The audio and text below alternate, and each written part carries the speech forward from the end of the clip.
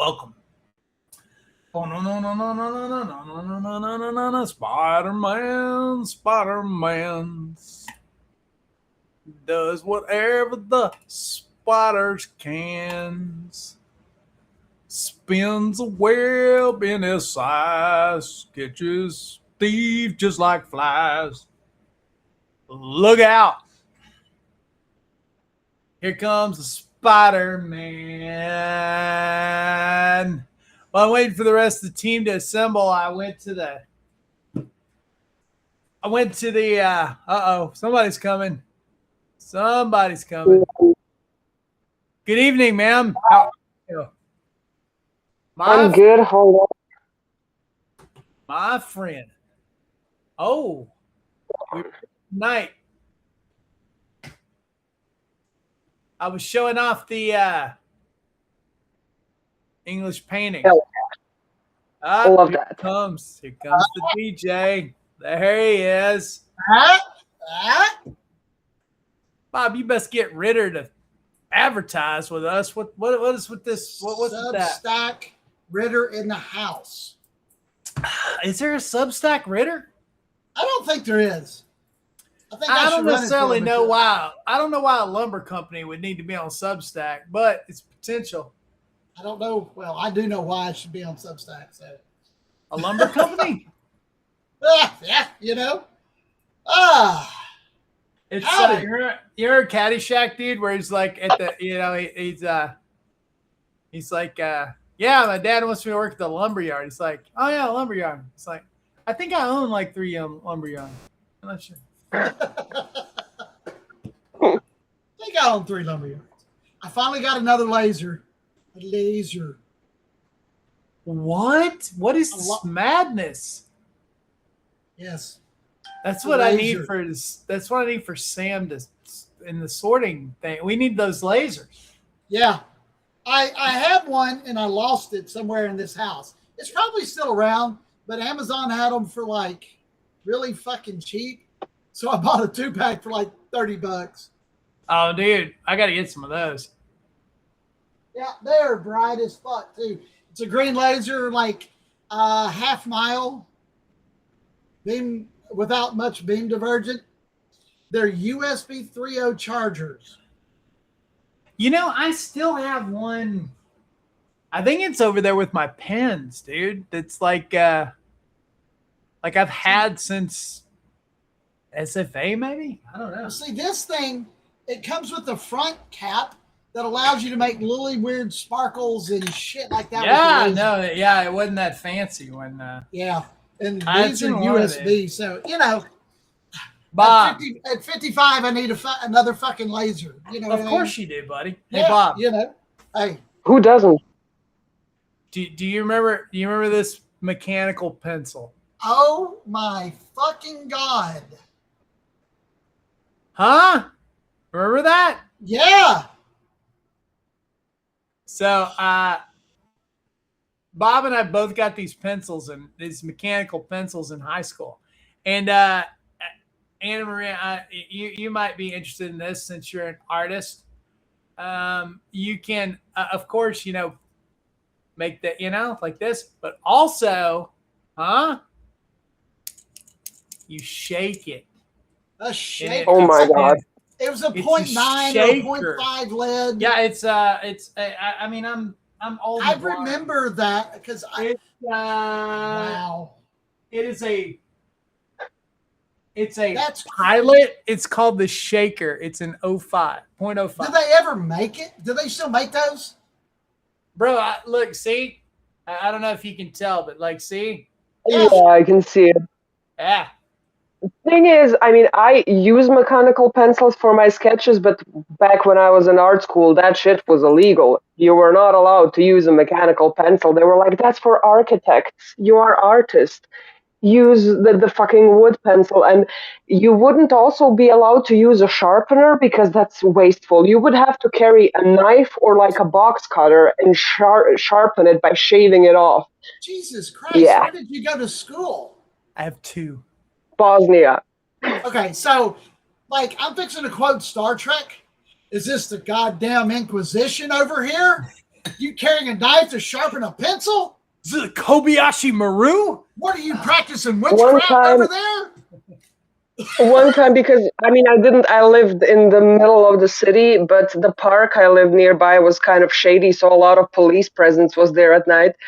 And they fucking stopped me and they're like, "Ma'am, can you show us your bag?" And I show them, and there's like a box cutter and also a spoon. And he's like, "For what purposes is the spoon?" "Yogurt purposes." I had a snack, the yogurt's in my other bag. Yogurt purposes. Yogurt purposes. It's yogurt purposes. Arrest me, officer. Guilty as charged for consuming yogurt. Arrest me. Oh my god. Yogurt purposes. So, bro, we should start a band. We should start a band. The Punisher. Yogurt purposes.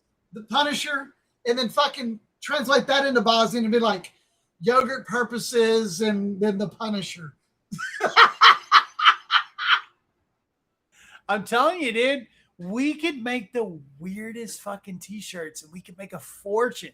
Yeah. And then Just we would like run into a serve over purposes, here, and they'd be like, "Oh, the Punisher." And you'd be like, "How do you know that motherfucker?" And you're like, "Oh, well, I'm from over there." "Okay, well, got it." Like, I shit you not, I worked at Lowe's in Port Arthur for 5 years, right? And on the lumber side, so there is a very huge Oriental presence in Port Arthur, Texas. Like, huge, okay?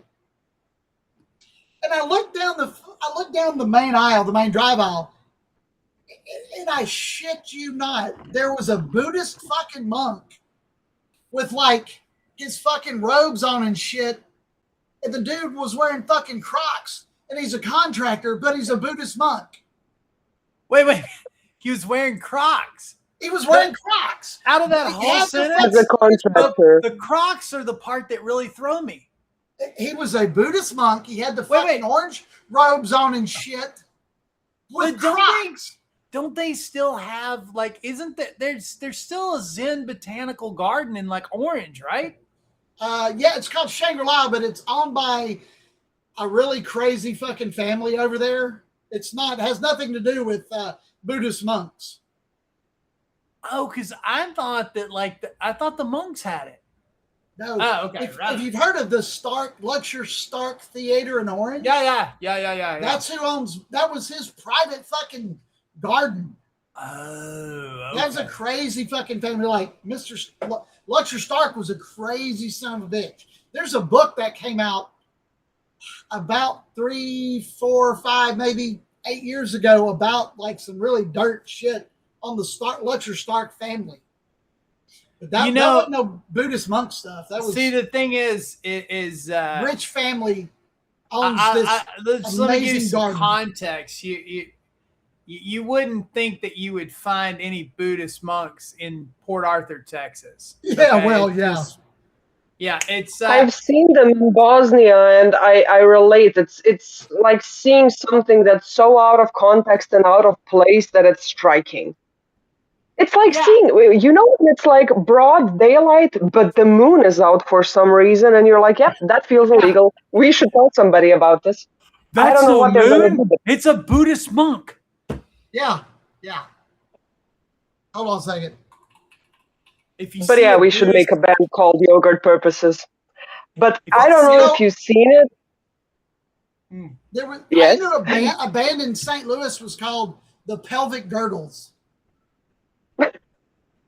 Yeah, Pelvic Girdles. Okay. But I feel like the problem is, I've told Jesse about the movie, but like, it's called Frank, and it has Michael Fassbender in it, and he's wearing like this fuck-ass mask made out of paper mache, and Maggie Gyllenhaal is in it, and that's the sort of band we'd probably be. Everything's just weird. But yeah, that's beautiful. Yeah, this is like right in the middle of a city. So yeah, it's basically like, so you kind of get it's got like that whole like a bayou vibe, you know what I mean? Right. Yeah. It's a beautiful. That's beautiful. It's beautiful. Like an alligator will kill your ass if you swim too far off in that fucking right there. Right, and it's free to go into. You don't pay for parking. It's free to get in. It's a beautiful place to visit. They do stuff for Christmas. They do stuff for the summer. 250 fucking acres right in the middle of a town. But anyway, I just thought I'd show you that because it truly is a beautiful location. Yeah, I didn't even think to pull up the That's website. beautiful. But yeah, it's really cool. This crazy motherfucker over there owned Been it. to a couple of temples in Australia when I was with my mom visiting family. We were there for a wedding, and so they were like trying to show us as much stuff because we're from Bosnia. Yes, I've seen the world. My mom has seen like Croatia and the neighboring countries. So my aunt, her husband, and my cousin, they were like, "Oh, let's show them all the most versatile things. Oh, you've never had mango? Come here, eat the mango. Oh, you've never had a papaya? Come, do this, do that. Eat all the snacks that are not really readily available, or at least weren't available at the time." So they took us to like temples. We've seen so much stuff, and they're like, "What else do you want to see?" And I shit you not, my mom, she's like, "So do y'all have like a cemetery around here? Like, I want to see the cemetery. I want to see how you bury your people." And they're like, "Oh, so that's why her daughter's weird."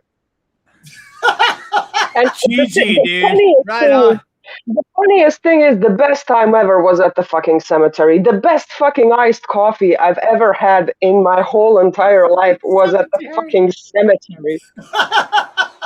I still think about that iced latte every single day. I'm like, holy fucking shit, that was so good. And it's beautiful. It's like parts botanical gardens. There's not even tombstones everywhere. Some people choose to like dedicate a rose bush, and it's all this fucking beautiful display of humanity and human connection. And I'm looking at the temples and the art. There's a lot of like sculptures and stuff. And then we come home and it's a rural fucking village. Not even 100 people live there. Somebody decided to erect a tombstone for some guy who was illiterate. Like, that's a grandpa. He never accomplished much in his life. Yes, he was an honest farmer, but why the fuck is Michelangelo's Pieta, where the Virgin Mary is cradling dead Jesus, the life-size thing made out of plastic, by the way, this guy's tombstone? I really want to know. I've sent you the picture. It's like this huge marble monstrosity. No, you know what? Like, You did send me that picture. I remember. That's funny. I remember that now. And we're there to encounter my father's grave, and I'm like, holy shit, pull over, I need to see this. So I'm investigating that fucking tombstone, and I go to knock on it, and it's hollow, it's plastic. That's fantastic. That's bizarre. That's bizarre. Yeah. I bet it's built of like fiberglass or some bullshit like that. Yeah, it's probably fiberglass. Yeah, it's crazy. No, I shit you not, plastic. Like, wow. They should have put a fucking light bulb in it and had a solar cell and light that bitch up at night. Yeah, then you'd have some fucking witch hunters going after that shit. No, my grandma had Joseph lighting up in the grave. Yeah, she had Jesus night lights, dude.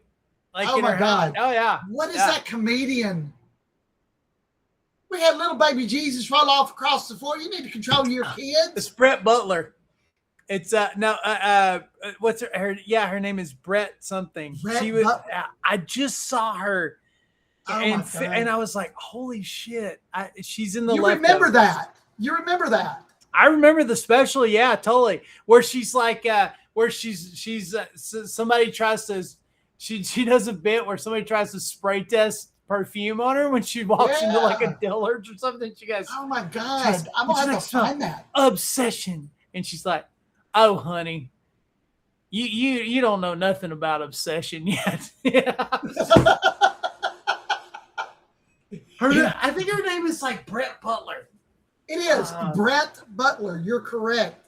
Yeah. I'm gonna have to find that because that just made me think about our Lord and Savior Jesus Christ's head rolling across the floor in the food court at the mall. Yeah, the little kid destroyed the nativity scene. I thought it was funny.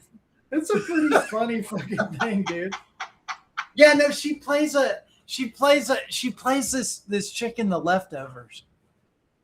But yeah, and I was like, because she's 20, 30 years older now than when we saw that, So I was like, I know who that is, but I can't play, and I finally figured it out. We used to ride mountain bikes through so when I lived in Richmond, Virginia, right? Big mountain biking group. And the downtown of Richmond had these amazing mountain biking trails called the Buttermilk Trail System, right? Richmond, Virginia had more mountain biking trails all over the city. It was a great city to live in. But there was graveyards along the banks of the James River so you're riding your bike through there. And so you're just riding on through the gravestone to get down to the part of the, different part of the city that you're riding your mountain bike through. And you had to take a footbridge across the river, like a big fucking river, to mountain bike to get over back where you parked your car. So it was fun. I loved Virginia. It was a very nice town. You know what, bro? She's only 68. Oh, that's 13 fucking years older. Yeah. 1958. Yeah. From Montgomery, Alabama. That's right. Montgomery, Baby Alabama. Jesus. Dude, there's so many good fucking bits in The Leftovers. For it being such a hardcore show. Like they do. I don't know what the Leftovers are. Okay, so The Leftovers is the premise behind it's an HBO show and it's amazing. You should watch it. The premise is that like 2% of the population just vanishes one day of the whole planet. Okay. Just gone. And they have nobody has any idea why. They're just boom, gone. Just disappear. And it I have an idea. Okay. Thanos. Yeah. No, this was pre-Thanos. But that's a good idea. They obviously the comparison they do a lot of rapture metaphors and stuff like that. You're not the only one cursed with knowledge. Yeah. But so like all these people like disappear and nobody knows why. And like the whole show is like post like disappearance and like how it fucks everybody up. Society. I would take such thrilling advantages. Oh no, and a lot of people do, yeah. But I'm sure it's so fucking good. They do a bit, Rob. They do a bit about like remember Perfect Strangers? That show Balky. like Balky, yeah. Okay. Yeah. So yeah. He was probably Serbian. They do a bit like Serbian. Where Balky. They keep dropping that show, just little pieces about that show. And like, hey, they all disappeared on like, on the day, but like the dude that played Cousin Larry doesn't disappear. And so like in a later season, they actually put him on the show and like, they do the theme music for that episode as like the theme to Perfect Strangers. It's fucking great, dude. And he's all like freaking out. He's all like freaking out like Perfect Strangers. Yeah, there you go. Yeah. There you go. There's Cousin Larry. Huh. Anna Maria, do you know that one? I am familiar. I haven't seen it. Yeah, it's like he's from didn't they make up such a huge list of movies, but I'm watching documentaries about how like scissors are made or dumb shit like that. Right? You told me you were like, hey, I'm watching a documentary on how scissors are made. Yeah. But yeah, I think they made up like a Balkan country actually. And like that's where Balky was from. Oh, here he is. All I do is consume documentaries. Like I either it's so fucking difficult to get me to watch anything new. Like Jesse's the only person I take a movie recommendation seriously from. Like, you say it's perfect. I barely watch anything that's new. So yeah. Everybody else, not a chance. I rewatch the same 3 movies and the same 2 TV shows back to back to back. Either that, or I'm watching documentaries. Yeah. And it's the most weird, random shit. Like, if it has documentary in the title, I'm clicking on it. You could get me to fucking watch that YouTube video that I sent yesterday with like all the 70s. Like, did you see that? All the 70s fantasy shit? That shit slapped. Bob, did you watch it? That's amazing. I didn't get a chance to, dude. I'll have to. Dude, it's like they found all these random 70s like obscured like the top 10 obscure, random 70s adventure movies. Avant-garde, yeah. Yeah, it's like the so Sinbad movies and those are fucking great. yeah, dude, I know. I mean, they weren't bagging on them. They were like, you gotta watch this shit. Okay, I and see like it right the here. stuff that they showed, bro, was like, now I want to watch like all those movies, like Terry Those were Gilliam's great. first movie and shit. Yeah, those and were like, so fucking good, though. You know, I mean, it was stop frame animation. It was so rudimentary, like Clash of the Titans, you know, or no, dude, or, it was just like Jason and the Argonauts, where they're fighting those fucking skeletons and shit. Yeah, I mean, Yeah, that it was was great just stuff. like now I want to watch every one of these fucking movies because I only knew the Sinbad movies and I kind of knew this Dracula from 1978 that I think I want to say 1978. 1978. I want to say Richard Matheson wrote the script because I think I downloaded the script the other day when I was on a mad script download. You and your scripts. Yeah. You and your scripts. I love that shit, dude. And who has a giant script library? Me. Who needs them? No. Yeah, I know. You send them to me all the fucking time. I know. I'm just like, hey, Bob, I found the script of Hellraiser. Here you go. Here you go. That's a legitimate love language. Send me your trinkets. I'm building a library of Alexandria. Send me anything. That's what I'm doing. The craziest like shit. I have so many like research documents. It's not even funny. Joseph, how are you, bud? We got some people watching tonight. 6 people. Yeah, man. Hi, people. I picked up this. Look at this classic. It's a kid's book about Lyndon B. Johnson. Lyndon it's the LBJ. Johnson. It's the LBJ kids book. Look at that. You know, I've driven past that ranch a couple times in Austin. Yeah. Out at by Lake LBJ. It's from There's ranches out there. This is from the Ladybird Johnson Lake. This is from the library sale the other day. A library sale. Guys, look at this shit. Oh God. Yeah, that's a big book. Look at that. It's a fucking dictionary. Look at this. Look at this. I have a question. Yes, ma'am. Is it ever that deep? Like, do you really? It's really not. No, I don't. And you know what? This is actually the second dictionary this size that I've gotten from a library sale. Well, the first one, they didn't know what they had. This is from like 1936, y'all. It literally says it's World Syndicate Publishing Company from New York, 1936. This son of a bitch is like this is like kill your enemies, crush their skulls. Okay.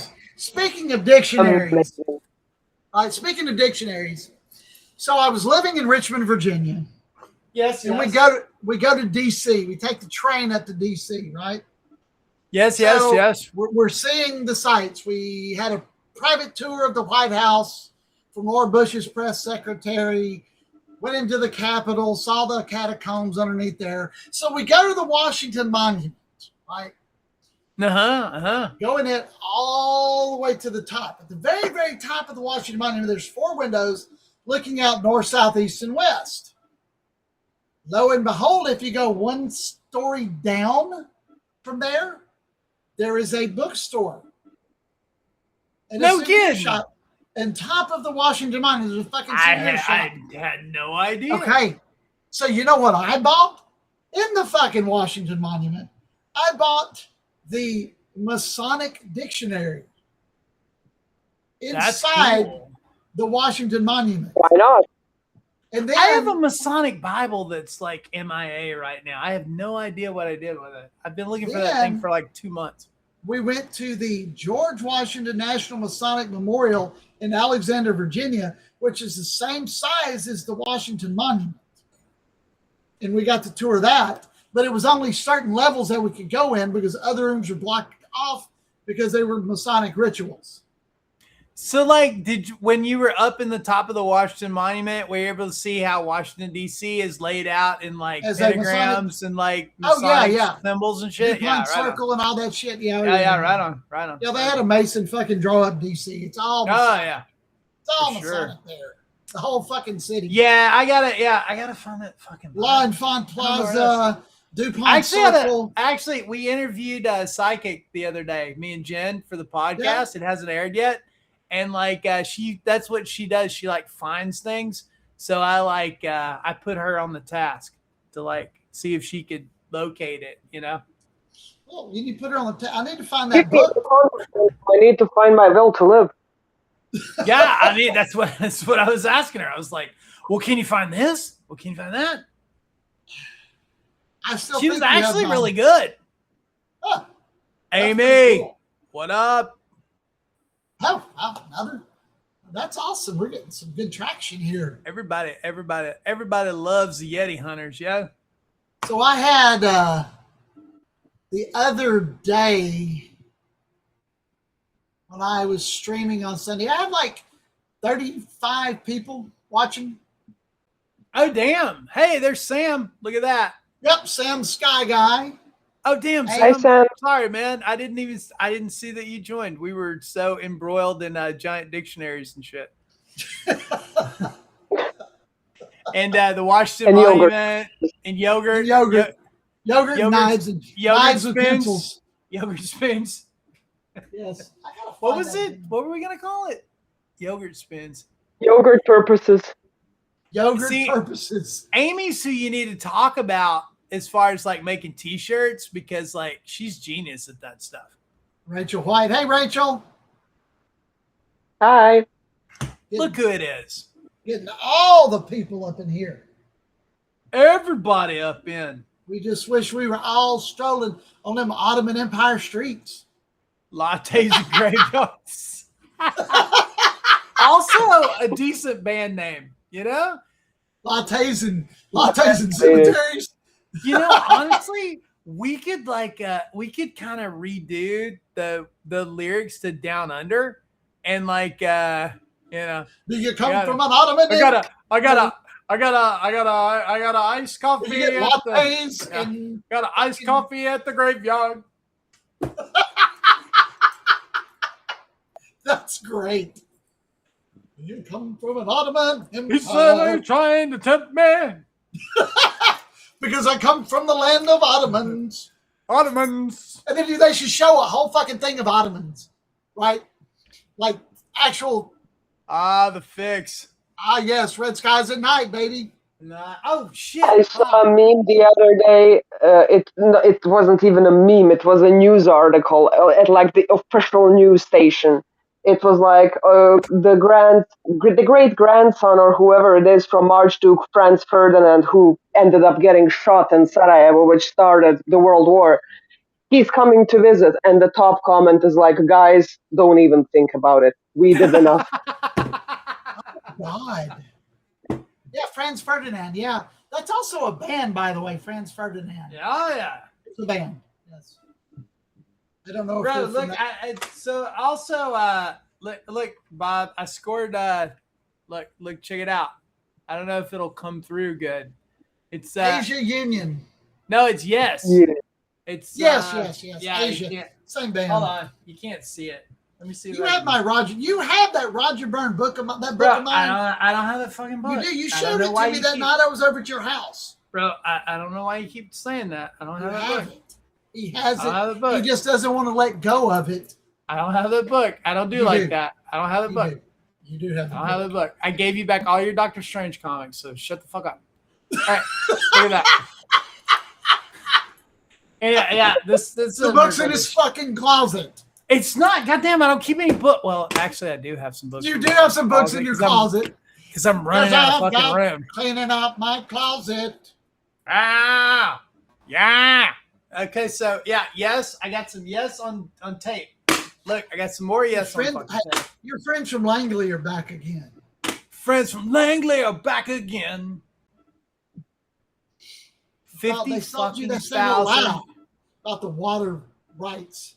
Yeah. In the double wide. So we You went were lying about them. About rights, that double wide with water rights. We saw Clutch in where I live in Beaumont, Texas. Oh, god damn. It pissed everybody out because we saw Clutch in Beaumont. Still one of the greatest fucking shows ever. And we saw the Bakerton group, which is Clutch, open for Clutch. Yeah.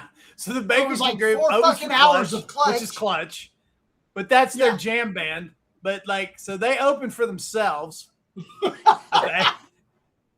And then they played for like an hour. Then Clutch plays for like 3 hours. And then they go off stage. And then they come back and come on and do like an hour worth of like acoustic shit. It was like 5 fucking hours. And we're like Clutch here to the fucking speaker. Deaf. Oh, I was deaf for like 48 hours after that in my left ear. I couldn't hear shit. Yeah. But like, I was like, oh my God, this is the greatest thing ever. And for this fucking podunk ass town, yes, it was great. That was a good show. Woke up this morning, put on my Sunday shoe. Red skies at night, lattes and graves. I agree. So, lattes and graves. I got some rush. That works great for that works great for Red Skies at Night, Sam. Works great. The Fix, dude. Rocking out.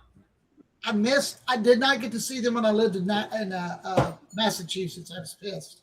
We had to go to Mohegan Sun's Casino. So, big Indian stuff, right? Big Indian tribe.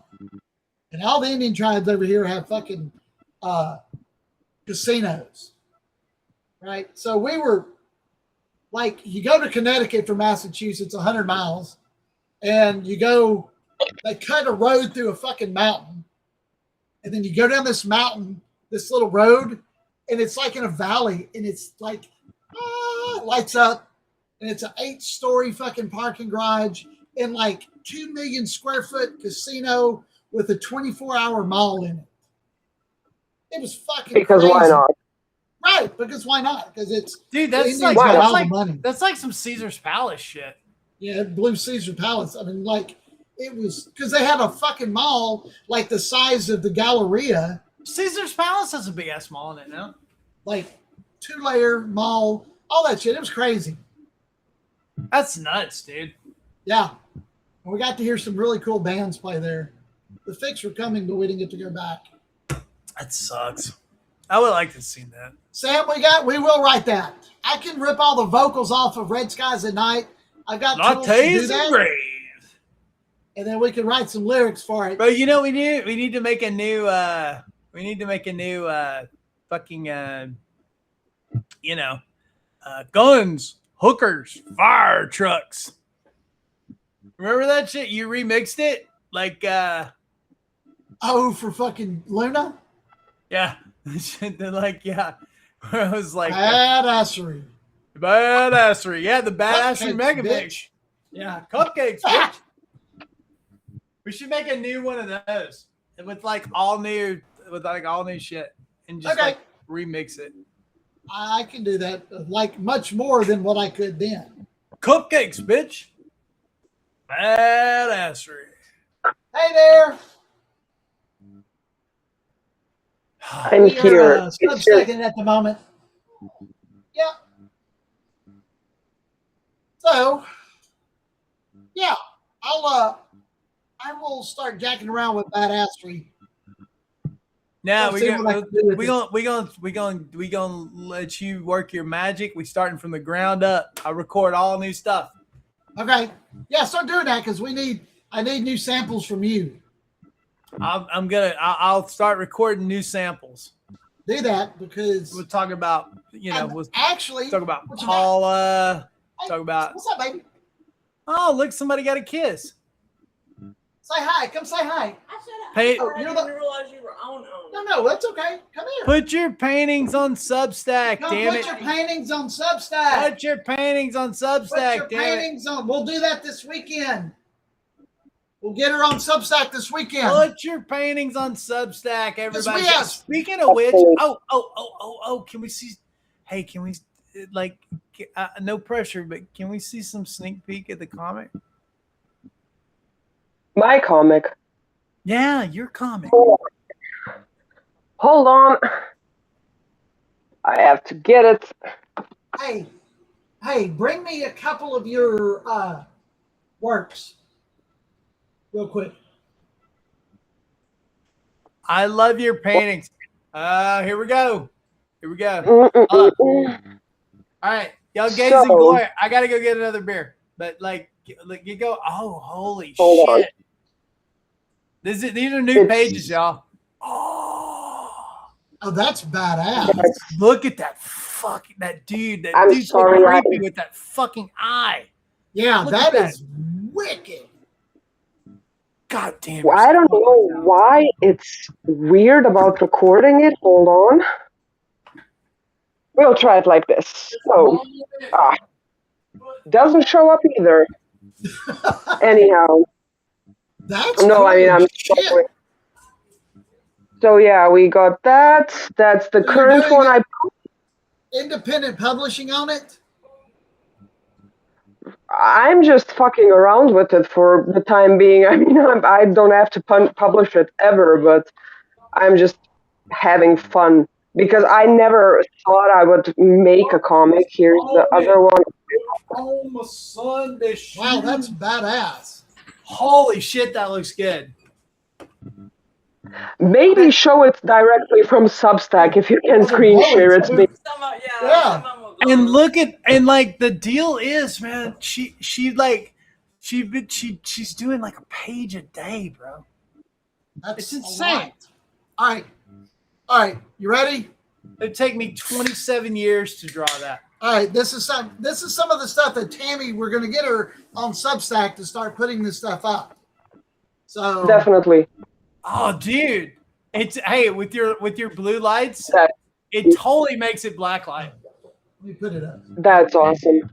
So it's acrylic marker, pen and ink, all kind of crazy shit that you've done, and you can't really see the intricate stuff in here, but there's like little bubbles, and I mean it's let's see. There you go. It's so cool. I love it. She did all those paintings of like crows and stuff. They were super We cool. sold all those. She sold them. Okay, here's another one. Here's another one.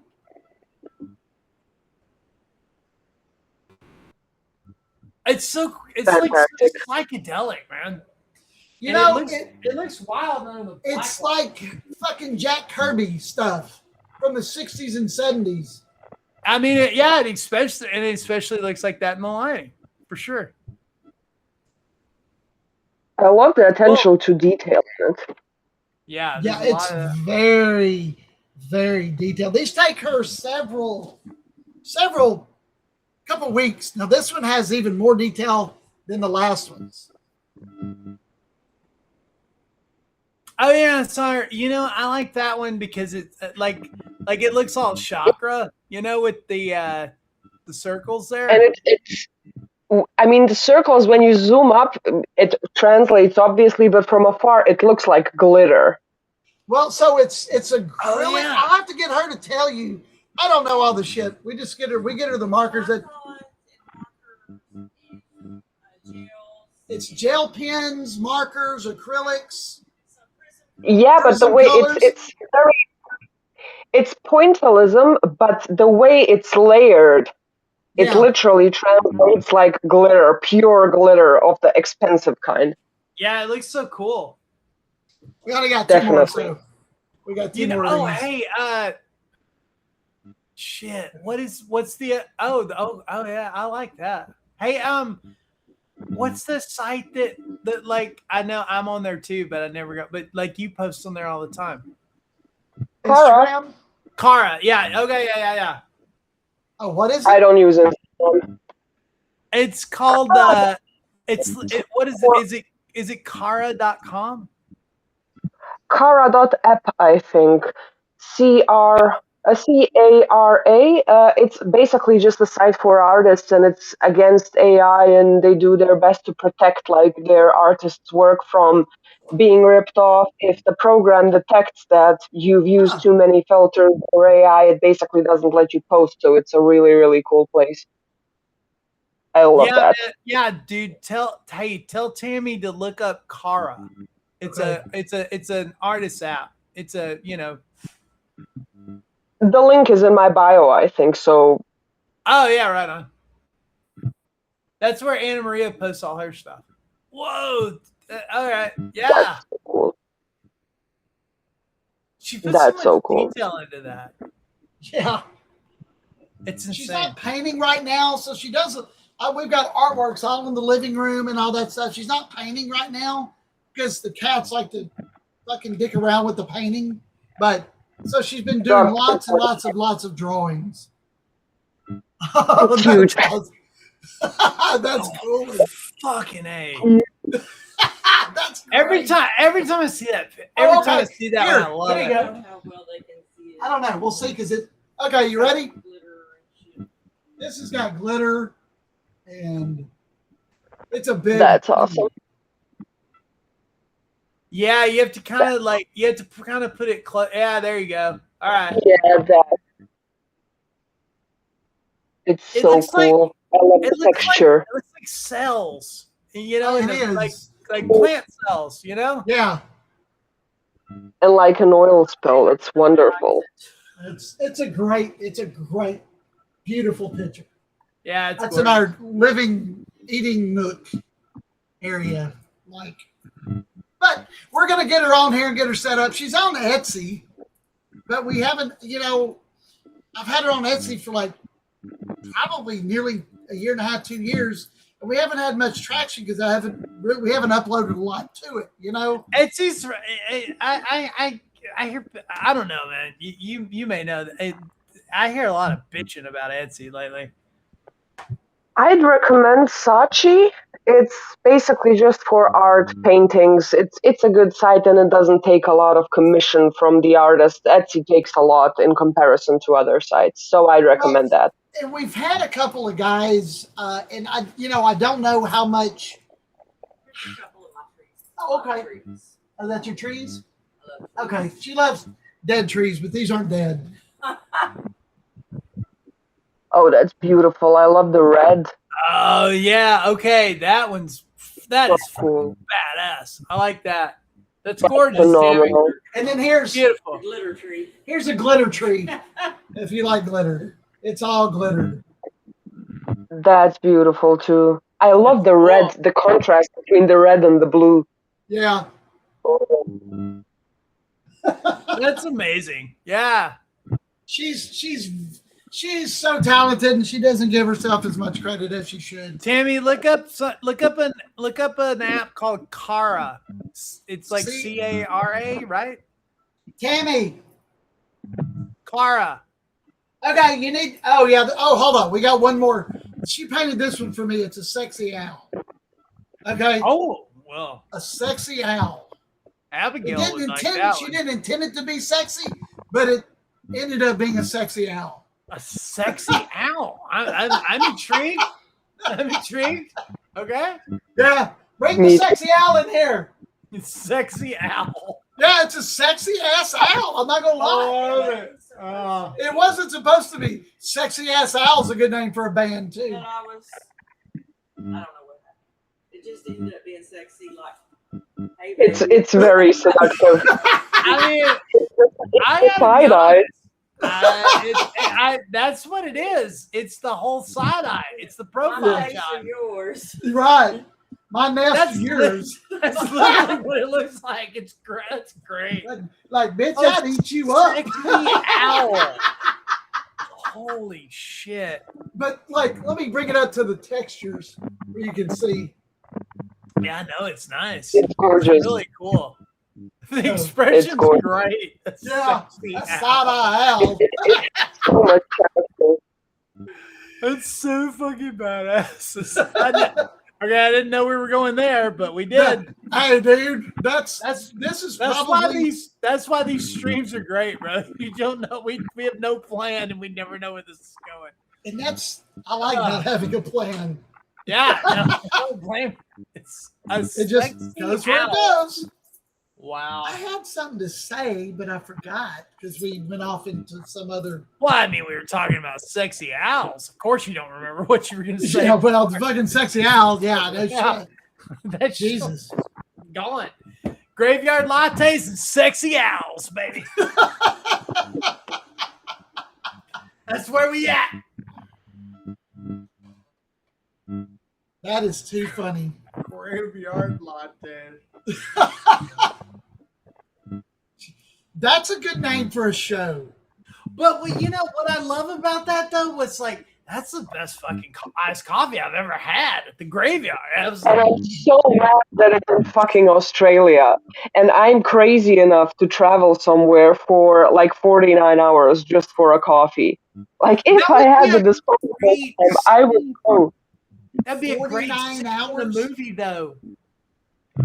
from Bosnia. Yeah, because normally the flight is from Sarajevo to Istanbul, which is like an hour, and then you're at the airport for a little bit. Sorry.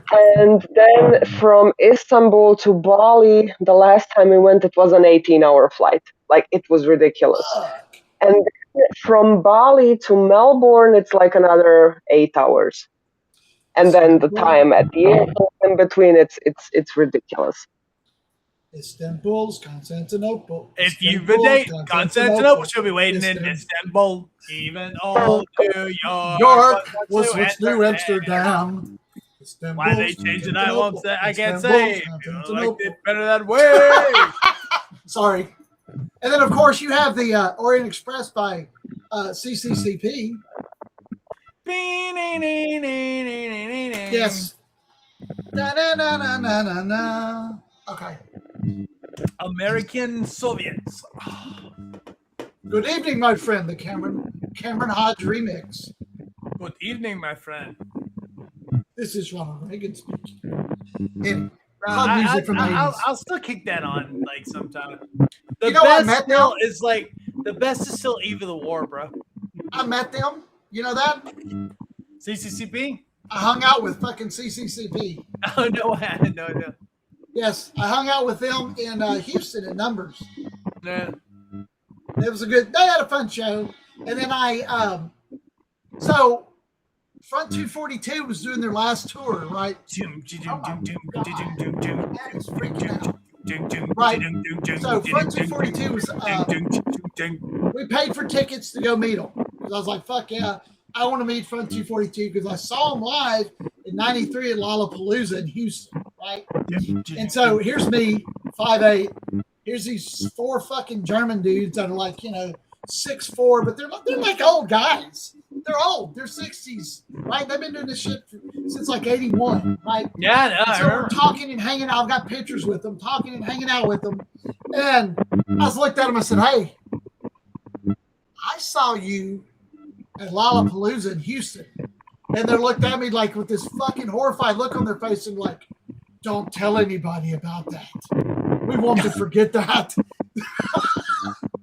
Because it was they have a bad show or something? well, it was at like 5 or 4 fucking o'clock in the evening at 100 fucking degrees at Houston Raceway Park. Oh Jesus, yeah. Yeah, it was like Houston summer.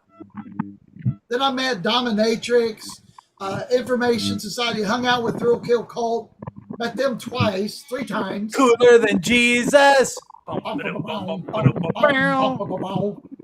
Fucking porn music. Trash. Dude, my favorite is always going to be Waiting for Mommy. Let's get Slamming, woo, jamming, woo. woo. Yeah. So like Bob and I in high school, Bob and I were we were in Spanish class together, Oh my and God. just to let you know how that went, neither one of us fluently speak Spanish right now. So, Neither. I can ask for beer and weed. yeah, Oh, pretty much. that's all I can ask for. So What more do you want?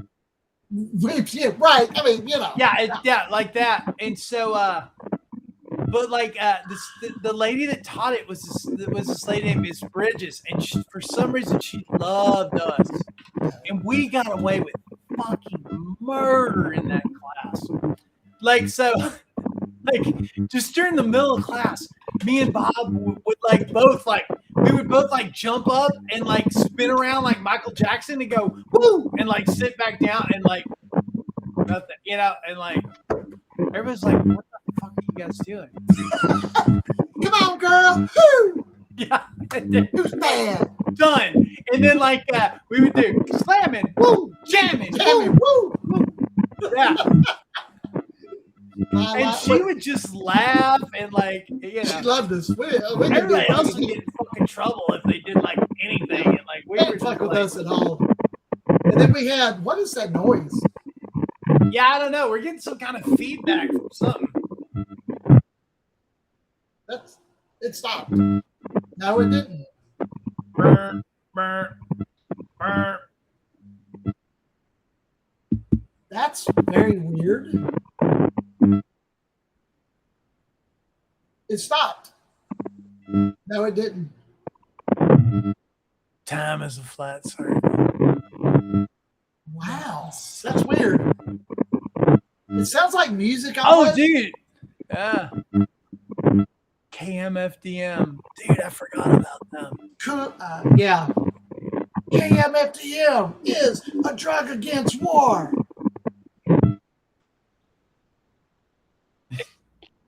Buckwheat the Rebel, yo. Remember? Rebel without a soul. Buckwheat.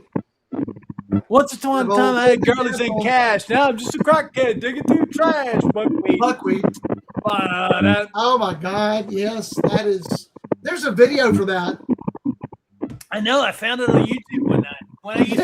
When I used to play music on Facebook all the time, Yep. Yep. I found it one night. I was like, holy shit, there's a video? What is that? That is so weird. I don't know. We're getting some weird ass feedback though.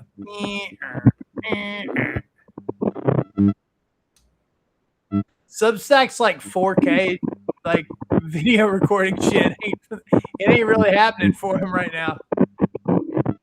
It's not any of my stuff. None of my synthesizers are. I don't think it's. I mean, I think I know what it is. Hold on. Bingo. wait. What is it? Because this is cool. The upstairs people are dancing the horizontal tango, if you catch my drift.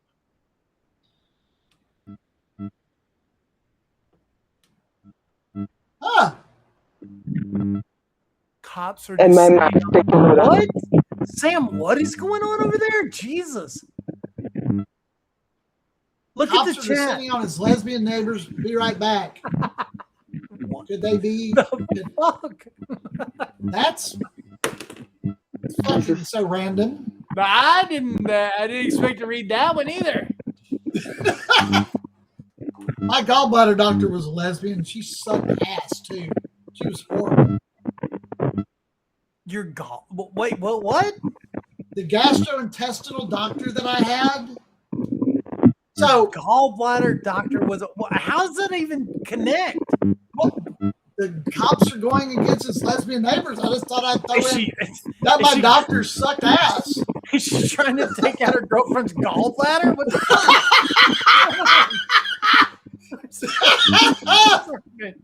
I don't understand what's happening right now. That doctor of mine was a bitch. I hated her. Dude, I had my gallbladder taken out in Beaumont too, and it was this old like country dude that did it, like I one of those, Put some fucking loot glass like Louis. like Berthel Spencer adjacent, one of those kind of dudes, Hey, I would have been okay with that. like But he's got cowboy boots on in the operating room, that kind of thing. that is badass, actually. And I remember, so they give me the anesthesia, and like they had music playing, and the last thing I hear before I conk out, they start playing that song, the lion song, the in the jungle. Yeah. And then I'm just like gone. It's And that's kind of a fucked up memory right now, to be honest with you, because I'm just like, They didn't have any music unless they That did. was They had some weird. fucking like Lilith Fair fucking music going on for the bitch. She was horrible. She was horrible.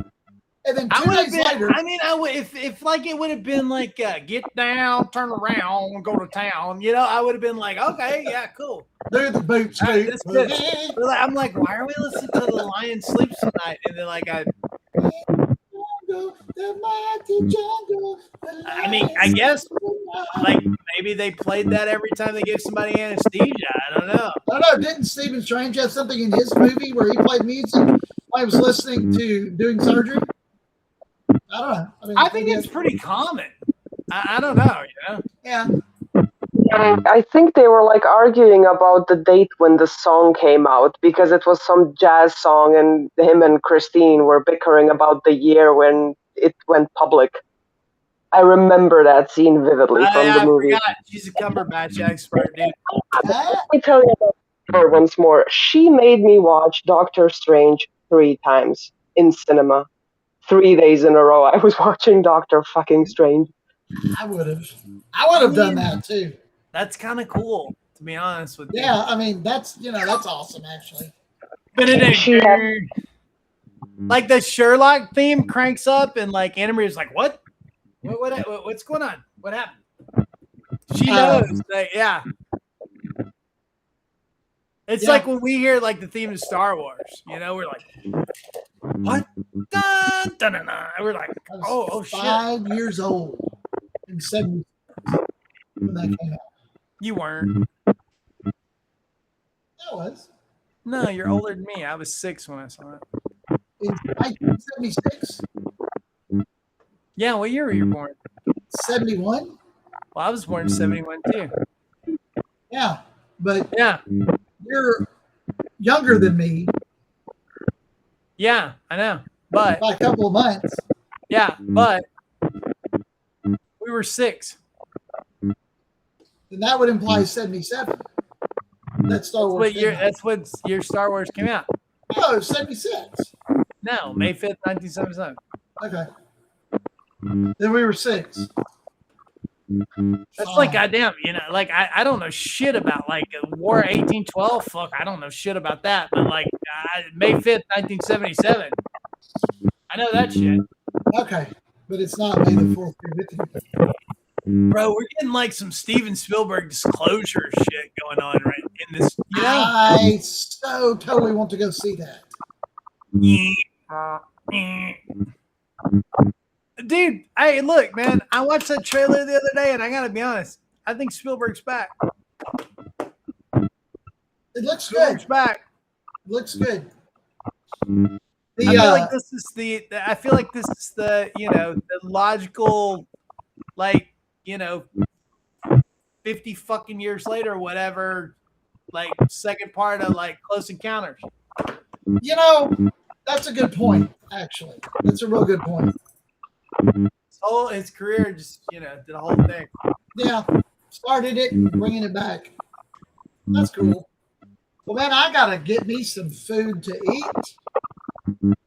Yeah, Yeah, yeah, shower and shave. yeah.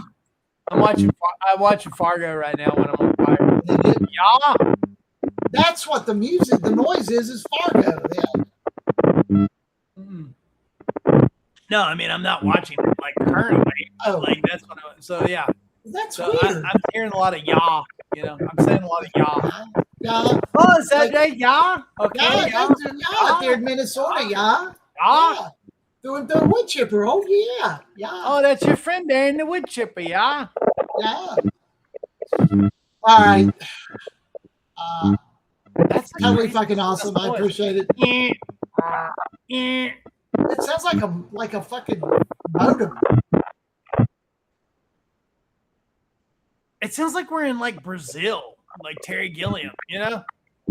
Great movie. Boom, boom, boom, bum, ba, ba, ba, da, ba, ba, I bum. don't like you, Kafka.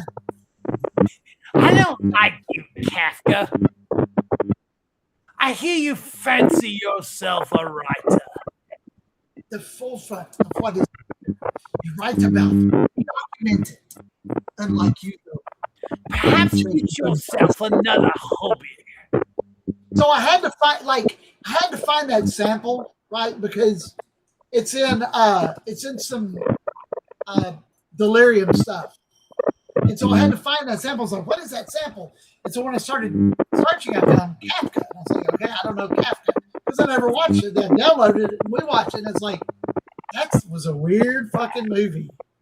Half in black and white, half in color. Kafka? Oh, yeah. Fucking great. It was good. I mean, it was a great movie, but that was a trip. I'm so glad you found it because they never released that shit on DVD. Well, and that's just like I can get a knockoff. I mean, I can acquire one, but like there was never an official DVD release. Didn't I give you one? Didn't I give it to you? Yeah, you sent it to me like digitally. Yeah. Well, that's like Ambush of Ghosts. I so want that movie to come out, but it never will. They they put it out on VHS.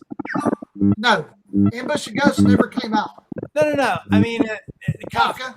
Oh, okay. Because like when we were in film school, Tanya Phillips was in charge of all the video rental shit at Hastings. Oh, really? Yeah, that's funny. So I'd be like, "Hey, Tanya, can you think maybe you can find this movie?" And she'd be like, "What? What the fuck is this?" And I'd just be like, "We need to watch it. Can you add it to the Hastings thing?" Yeah. So what the fuck movie is that? It was one that's never getting released. Is what I've never heard of that shit. Because the only reason I know anything about it is because the band in the nursery did the soundtrack for it. It's David Arquette and who else? Stephen Dorff, Ann Heck, Bruce Dickinson. True story. I bought CDs. I shopped for CDs right next to Anne H. one day in Best Buy. Oh, yeah? In LA. Yeah. So our boy was in it. Stephen Dorff, Bruce Davidson. Stephen Dorff's rad. Alan Boyd, David Arquette. We used to talk to David Arquette on MySpace. And they filmed the whole thing, shot it, did it, and never released it. Oh, no shit. It was never released? Never released. Goddamn, why does it have an IMDb page? Because people know about it and know who was in it, but they never released the damn thing. So it sucks because of that. That's kooky. Yeah. All right, guys. Thank y'all. That was fun. Glad you got me on there. Good to see you in the Ottoman Empire. Lattes and tombstones. Lattes and tombstones, everybody. I'm going to get off. Y'all have a great one. All right, Bob. I may stay on for a few minutes, but I'll talk to you later. All right, man. Bye, y'all. I think I'm going to finish my fucking beer before I log off. Why not? I need to know what happened to Sam's lesbian neighbors. Yeah, I do too. Kind of. Sam, are you coming in? Over. What happened to? Did anyone have a Harry Potter broom? Were they chasing demons with a Harry Potter broom? I need to know more. I need to know what that fucking noise is. I think it's honestly my neighbors. Because it's bouncing, I can hear it. It's coming through as it's like from beyond, like a mechanical. Like, are we hearing the same thing? Yeah. And it's them. Jesus, how do they fuck like that? I have no, like, what? How do you do that? It's skill. It's those people I told you about them. They were arguing, and then they took a break too.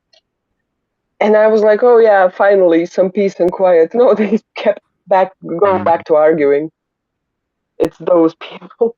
Oh yeah, okay. So they took like a okay, let's make up, and then like they didn't. Oh, Sam's back. Okay, Sam. Sam, what What's can the you word? report? What can you report? What's the flavor? Flavor?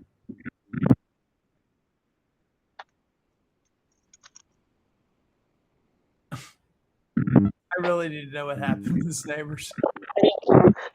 This is not the neighbors. This is Pixie's toy. It's She nice. wants to play. Yeah, Calliope is literally like right there. One cop went. Oh Jesus! What ambulance? 3 older women. Holy shit! What What they happened? got? What they got going on over there? Is it a cult? What the fuck? One, Is it you book know, time? that's actually a great T-shirt too. One cop, one ambulance, 3 older women. That's like an Eagles song.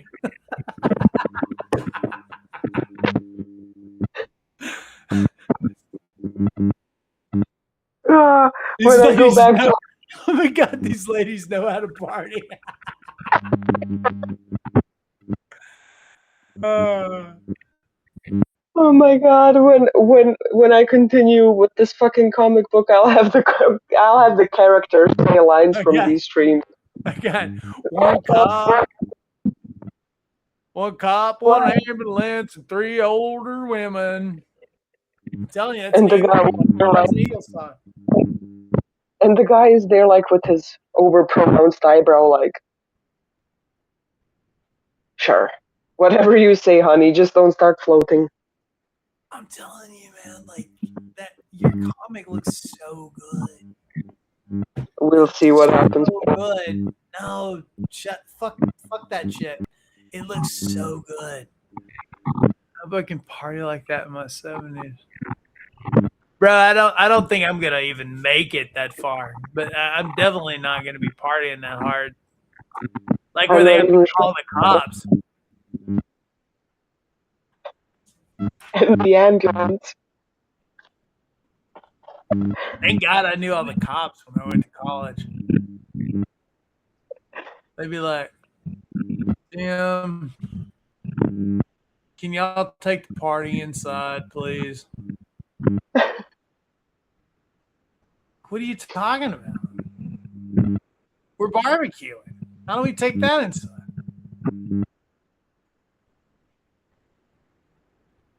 Yeah, I know, bro. Okay, I promise I won't die. Nobody's been immortal though yet. Yet. Yet. The other Who day I was knows? talking. I could be the first one. I don't know.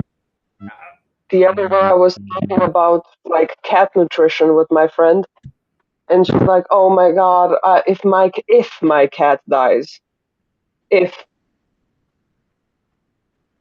as if you know immortality for cats has been invented. Oh my god, Pixie is off the rocker. I don't know what's going on. Come here. Is she Nope. running around and stuff, or what? Like, what's happening? Yeah, Clyde, she has. Clyde kicked my ass already. If you jump on the fucking table, I swear. Like, look at her. Oh my fucking god. Aw, look at that sweet angel. She's being a demon. Hold on. Illuminate.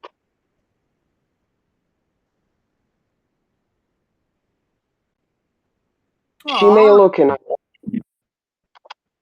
she's gorgeous. What a sweet girl. She tried to eat part of my paintbrush the other day. Yeah, they do this. They do stuff like that. Yeah, obviously. And meanwhile, Cecilia is just there sleeping. She hasn't moved in like 7 hours. No fucks given. Yeah, no, I know. Calliope, come here. Present yourself. Show the people. Oh, Oh, good. So heavy. baby. You're such a heavy baby. What are you doing? She has the prettiest eyes. Yeah, she's all right. Ladies and gentlemen, we are in the presence of a viral sensation. She's YouTube famous. Yeah, she's digging a hole and digging a hole for 30 seconds. It's got like 1,200 views on YouTube. And 30 likes or something. That was just my test, you know. Baby, She's why do famous. you have to? Baby, why do you have to try to eat my cord there? What's wrong with you? What's the matter with you? Excuse me. Baby. Excuse me. Is there anything? Excuse me. Is there anything in this head? I hear it echo. Let me see. I see all the way through. I don't think there's any brains in there.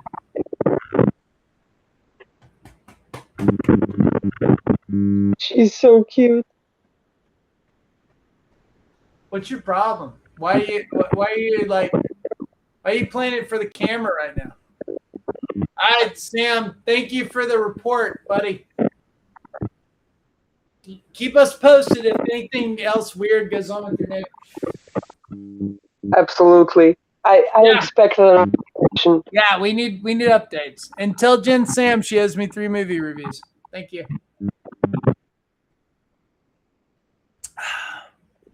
Oh my God, were you listening to us the other night when Jen Sam, who is Sam's wife, got on the thing and like gave a movie review? It was amazing. No, She I wasn't saw there. that Michael Jackson movie that's out. Oh my God. And like she came out and like she just basically like took over and like jumped in, you know, and like she started you know, yeah, you know, it was like this and it was like that, and I was just like, this is the greatest review I've heard of any movie ever, you know, like it was so many details, so many good, you know, insights into it, and like you know, that sort of New Yorky kind of accent, you know, going on, you know, as she's like telling me about the Michael Jackson movie. I was like, this has to be a continuing segment for sure. Absolutely. We need her on the front lines to report of the new movie releases. Her to go to the movies because I'm not going. You know what I mean? And I need her to report back to me like what's doing, you know, what's happening. Absolutely. Because with all the new releases, I mean, I'm not keeping up because, like you said, I don't intend to go to the movie theater. I'm like a vampire for the movie theater. I have to be explicitly invited in order to go. I'm not going to express a desire to go myself. We used to go all the time. All the time. Here, it's cheaper to go to like a fancy dinner than to go to a movie. Mm-hmm. Yeah. When we used to live in LA, we went like literally every Friday morning, and we would get, you know, we would go like when the first one, you know, because we were always working on Friday nights, and so we would we and like it didn't matter what it was, if it came out, we saw it, you know, in like the coolest fucking theaters, and like it was like $5. You know, it was ridiculous, you know? Yeah, the price was like that, like when I was a teenager, and even like up until recently, hell, it was like $5 to $10.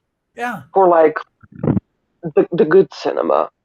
But then like a lot of chains took over, and now, like, don't even get me started on snacks. It's like fucking $30 for 2 people, which, I mean, it's not as much as it is like in America or somewhere else in Europe, but in Bosnia, for that money, you can get like a pretty fucking decent dinner. I know, like it's crazy, but I like think if you got like a whole family that you're trying to take them, you know, it's crazy. Over here, by the time you park, by the time you like get snacks, by the time you buy everybody a ticket and stuff, it's like $100, $120. for family of 3, family of 4. It's ridiculous. It's And it's like no people can't afford that shit. And like definitely and what they're putting out now, it's not worth that. It's not worth that money. And then it's going to be out on streaming in like 3 weeks. What the fuck? absolutely. And up until recently, there was still this culture of like video rental stores where you could get like CDs and movies to rent and stuff. Like up until like maybe 5 to 8 years ago, that was still very, very popular. And No. people would make it a family night. And now it's not worth it. I mean, Sarai was a walkable city. You have big cinemas within walking distance. Like I can reach one, takes me like 20 minutes. But like you said, if you're going there with your car, if you're parking, and they're also often like part of a mall or some shit, so it's just so draining. And now, I mean, we've spoken about this at length. People have no fucking culture. People don't know how to fucking behave. So if I dish out that amount of money for a movie that I genuinely want to see, because if I'm willing to pay that price, it means that I genuinely want to watch it. And it's fucking parents bringing their fucking toddlers who are ill behaved in a movie where they don't belong. Like, I'm sorry, a 3-year-old kid is not supposed to go see Infinity War. Like, that shit is traumatizing. I know, right? And it's not gonna fucking keep a little guy entertained. Like, Jesus Christ. And it's not like they're gonna be like, "Hey, mom and dad, remember when I was 3 and like you took me to see Infinity War?" It's like the kid's not gonna remember. The thing is, the kid was crying, screaming, throwing up, and I felt genuinely bad for the kid. Like, Jesus Christ, your parents are right there. Like, why aren't they reacting? Because if I like exploding in like IMAX and shit, and the kid doesn't know what the fuck's going on. Yeah, no, I know. Having a good time, and neither is anybody else. And then people, because going to the movies now is a status symbol. You're trying to watch the movie, and somebody's fucking with their phone. They're taking a Snapchat, posting something on Snapchat. People weren't fucking with their phones back when I mean, this was like 20 years ago. It wasn't like a thing like it is now. But like we I know it's not your favorite, but we like we saw. Like we went to go see Fight Club in Century City, okay, which is what blows up at the end of Fight Club, okay. So we were in Century City, like and so we parked in the parking garage that's in Fight Club, okay, and we're learning all this as we're watching the movie, and like so the bar that they go to is like right next door to the theater, you know what I mean? So it's like it was just surreal, and then like and so then I remember we went to and they tore all this shit down, like none of that shit's there anymore. But I remember we went to me and my riding buddy, my riding partner, pissed off Patrick. We went to go see Pearl Harbor with like Ben Affleck and like whoever the fuck else was in it, I think George Hartnett, maybe, I can't remember. So we go see that shit, and so like so we're sitting there watching. This movie's like fucking 3.5 hours long. You know what I mean? It's like Michael Bay. And you're just like, oh fuck. So like at one point, so we left the theater like an hour in, and we walked next door to the bar. Okay. And we had beers and shots, okay? And then we went back to the theater. And like they still hadn't attacked Pearl Harbor yet. You know what I mean? And so we're like, fuck. Right. We sit there another 45 minutes, so I'm like, fuck it, I'm going back to get another beer and shot. So we walked back over. And then like we came back and like they still hadn't fucking blown that shit up yet. I was like, Jesus Christ. Yeah, it's like the last 20 fucking minutes of the movie, The last time I had an experience like that, because we go to like smaller theaters that show like Balkan movies and stuff with my mom, because she's not really a fan of the new cinema releases. But the last time I went with my emotional support tattoo best friend from university, and he is in Germany, and I mean, in Germany they dub everything. So if you want to see it in English, Yeah, you told me about that. Yeah, I know that guy. he's like huge. He's 6'5" or something, and he cannot fit in a normal chair because he's built like a fucking brick. Like it's like taking a bear to the cinema. So we had to get like one of those love box seats, and it still wasn't big enough. It's one of those where you recline and where you can basically cuddle up. Cuddle, we did not, in fact. I was crammed in a corner with my jacket. He was trying to make legroom, and we were watching fucking John Wick, the last part, because he loves those movies like John Wick, Fast and Furious, the most brainless. And we were watching that, and like decided to introduce like a break. It's like you watch for 1.5 hours, then there's like a 15-minute break. Like You get the intermission. Yeah. yeah, the intermission, and I fucking tried to get up, but I was so fucking uncomfortable. I couldn't. I was like, you're gonna have to scrape me off the seat with the spatula. Like I was basically melted in there. Right. It's so fucking uncomfortable. And then I try to like make myself fit somehow, and it's just fucking filthy. It's dirty. The fucking kids are over sugared because they had like 5 slushies, and because the parents didn't have a babysitter and they brought them, so they were like, drink this slushie and watch this nice young man kill 20 people with a pencil within 5 minutes. It was ridiculous. You know, that used to be a thing though. You know, they like when Hollywood first got into like when they which goddamn, I wish we'd go back to this. You know, when they started like shooting everything like this is in super Panavision. You know what I mean? And like these like really huge screens and like everything's like all this. You know, these huge shots and like they used to do they'd have like intermissions like in where people could get up, go get more popcorn, go to the bathroom, whatever. You know what I mean? There'd be they were worked into the movies like that. You know, like I was watching a movie the other day, and shot in super Panavision. You know, and like it literally had like. It had like 2 intermissions in it, you know. It's yeah, and I was like, God damn, dude, they used to make this shit an event, you know. It used to be like a whole thing, you know. And I mean, just like you're going to see a play, you know, like between acts or whatever. And nowadays, here a lot of people aren't really. I mean, there's frequent theater goers, but every once in a while you'll go to see a play, and it will be a group of people who decided, hey, today is a good day to go to the theater for the first time in my life. And I think we were watching a ballet. It was Carmen. It was the one where it basically got sold out, and my mom's like, oh, could you please find us a ticket? And the guy's like, it's sold out, ma'am. I'm like, I'll find us a ticket. I was calling every single day for like 15 fucking days, waiting to see if somebody didn't claim their ticket. And the guy was like, listen, lady, you're annoying as hell. I respect you. Call back the day before the play fucking premieres.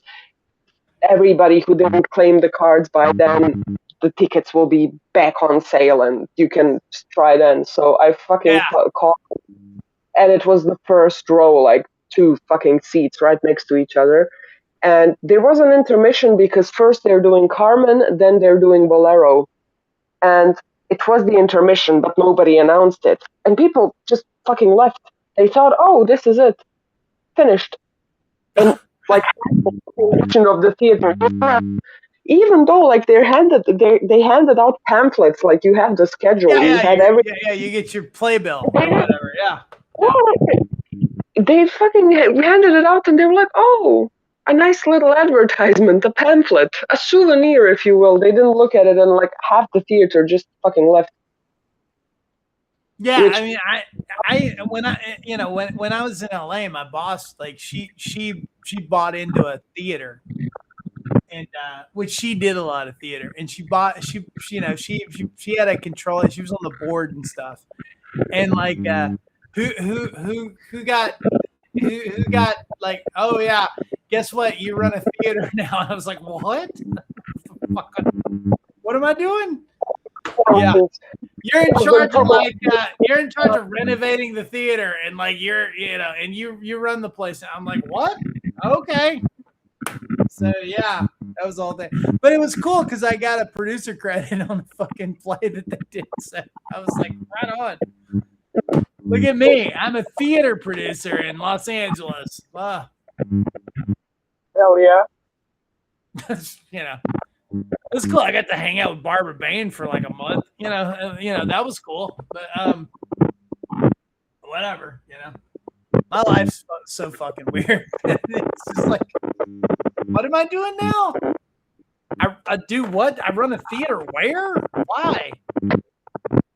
Why would you pick me?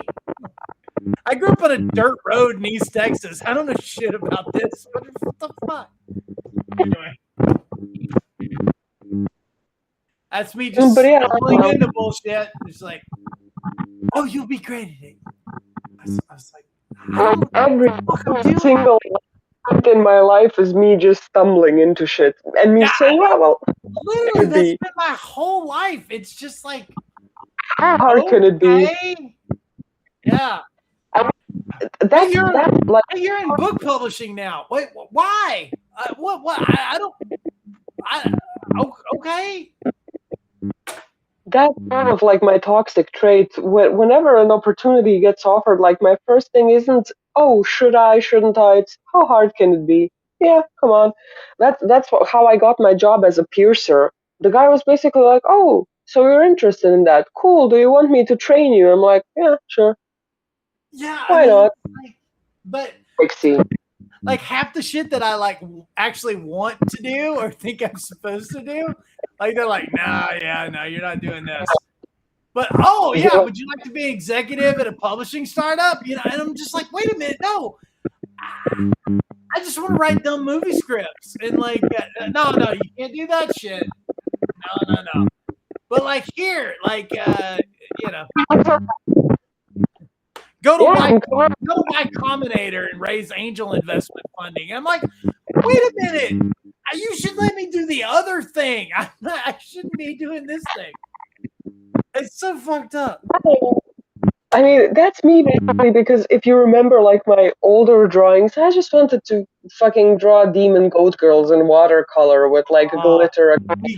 Please bring Demon Goat Girl back.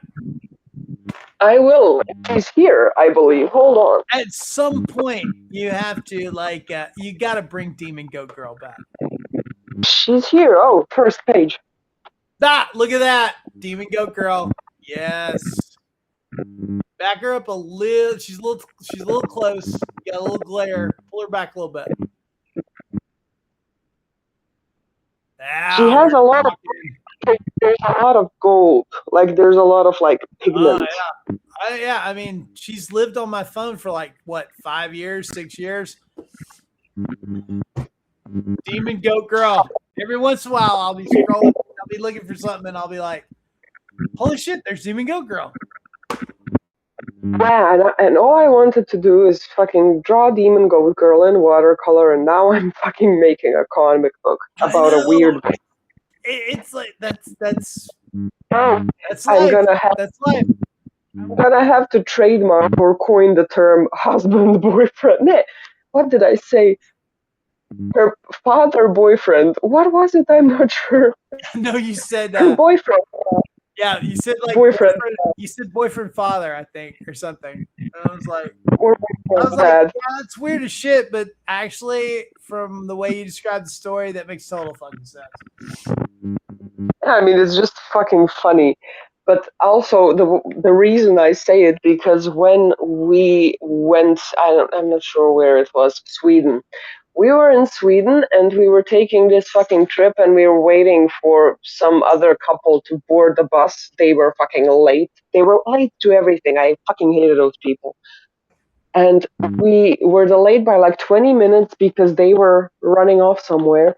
And this lady and her husband, who was much, much older than her, are finally at the location. And the tour guide tells them basically, like, hey, look, if you don't make it this time for the next excursion, if you don't make it back in time, we'll leave you. Like, we cannot do this. We lost hours because of you too.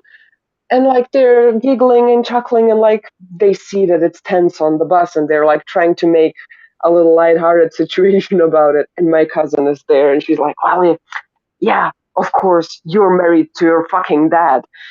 Didn't go well. Didn't go well. That's fucking great, though. Oh, Jesus There's God. this.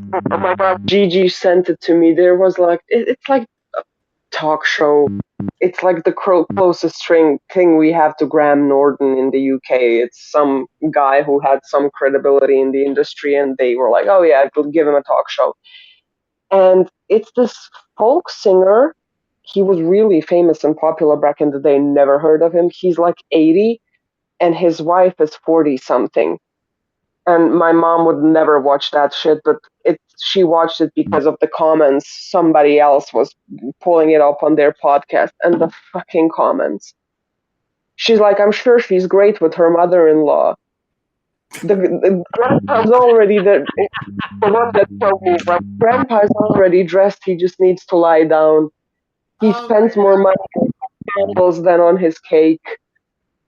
Like, there was one where it says his lower jaw, because he's really, really old and he's a bit demented. Oh my god, my cat's in my sketchbook. He's old and a bit demented, and like his lower jaw is kind of slacking and he's slurring his words. And one of the commentators says his lower jaw is trying to enter the grave, but his wife keeps pulling it back out. Another insult that I simply love and am delighted by. Somebody told some guy, it was like an argument, a street fight essentially, and the punches have not been fired yet, but after this line, one landed pretty hard. The guy said, bitch, you eat your Snickers with the dick vein downside to your tongue. Huh? I suppose. I Oh, guess we're insulting people based on the way they turn their Snickers around when they eat it, but I mean, I totally see it. wow. Oh. Well, we've learned a lot tonight. Then we've bargained for. I mean, we learned that Sam's neighbors like seriously party. Okay. We learned about botanical gardens in Port Arthur and Buddhist monks just randomly roaming around and great With plastic pieta and like the best sized coffees are like in Australia at the cemetery. We learned a lot. And man, life lessons. I gotta be serious for a minute though before we go. But like the comic looks great already. And like I'm so excited that you're doing it. I mean, Hopefully.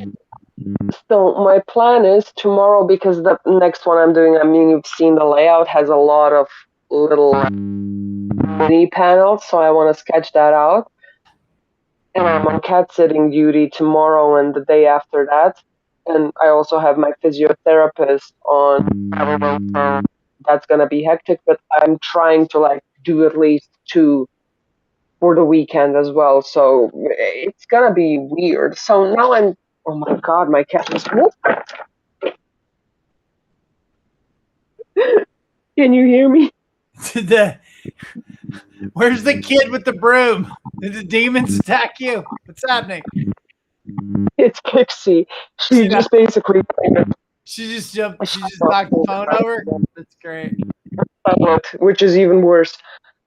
She just beelined for it. But yeah, but now I don't really want to get into like the more serious lore aspects of it. I'm just trying to establish that she's pretty fucking weird. like in the first one, she randomly eats a rat.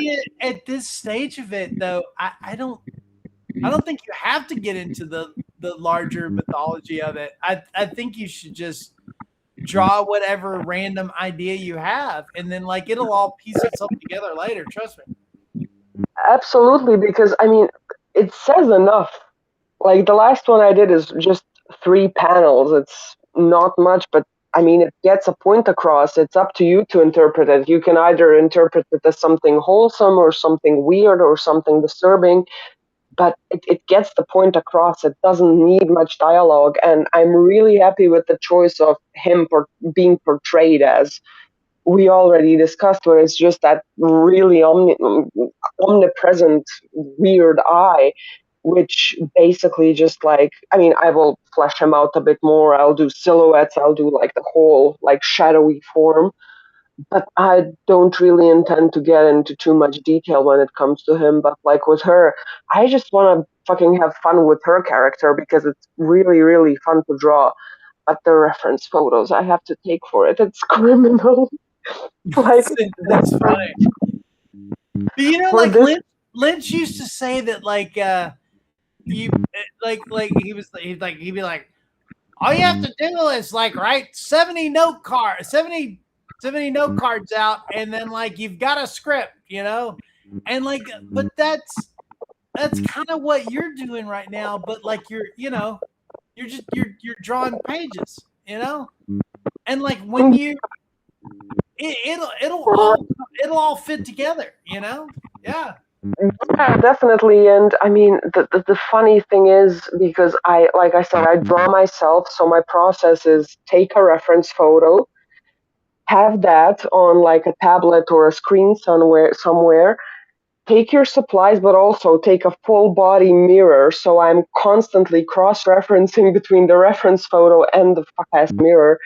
And for this one I'm basically, I don't know if you can see it, but I'm in my hallway underneath those jackets with fucking scissors trying to pretend that I'm cutting my bangs in the corner, and the cat's knocking over the camera constantly. I mean, it looks, it looks great so far. It's so good. But yeah. I was like, do I wanna like introduce color? No. The thing I'm gonna do, I think, is look, obviously you're the artist, you do whatever. So far, I don't think you need it. Yeah, I feel like it would distract from like the technical aspects and the shading. But what I want to do eventually, if it's required, if you remember those scenes in like SpongeBob, it's not just in SpongeBob, it was popular in like 80s and 90s cartoons. It's like called gross ups, where it's like a really detailed close up of something disgusting. It was in Ren and Stimpy and in SpongeBob and all the other. They used to do that a lot. Yeah. So, but instead of it being something gross, I would just make like a little panel or a scene using one of the original paintings I already have, if it's like of such significance. But that's a maybe. Like, I don't think it's necessary, like you said. I mean, it tells enough. So yeah, I'm doing a comic book now, and turns out that sketchbook that I always complained about the paper being shitty, for this it's fucking fantastic. Yep, there you go. See? All you gotta do is just fill the sketchbook up with those, and like, guess what? You got a comic. And I saw that Amazon does this. I mean, I fucking hate it, but you know, I've never seen it done anywhere else. They basically let you upload your drawing, people use it to make coloring books. A lot of artists literally use it through that Amazon tool and don't go through a publisher. You can basically upload your things into a PDF and design the cover, design everything, and if somebody purchases it, Amazon basically makes it to order. Yeah, it's print to order. Yeah, you can do that. That's how they do all those coloring books and stuff. Like, well, they print a lot of books, like books print to order now. Like, you don't,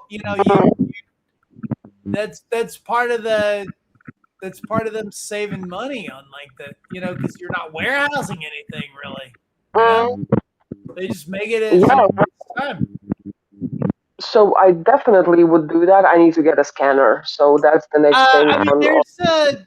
there are other play. I can get you some names.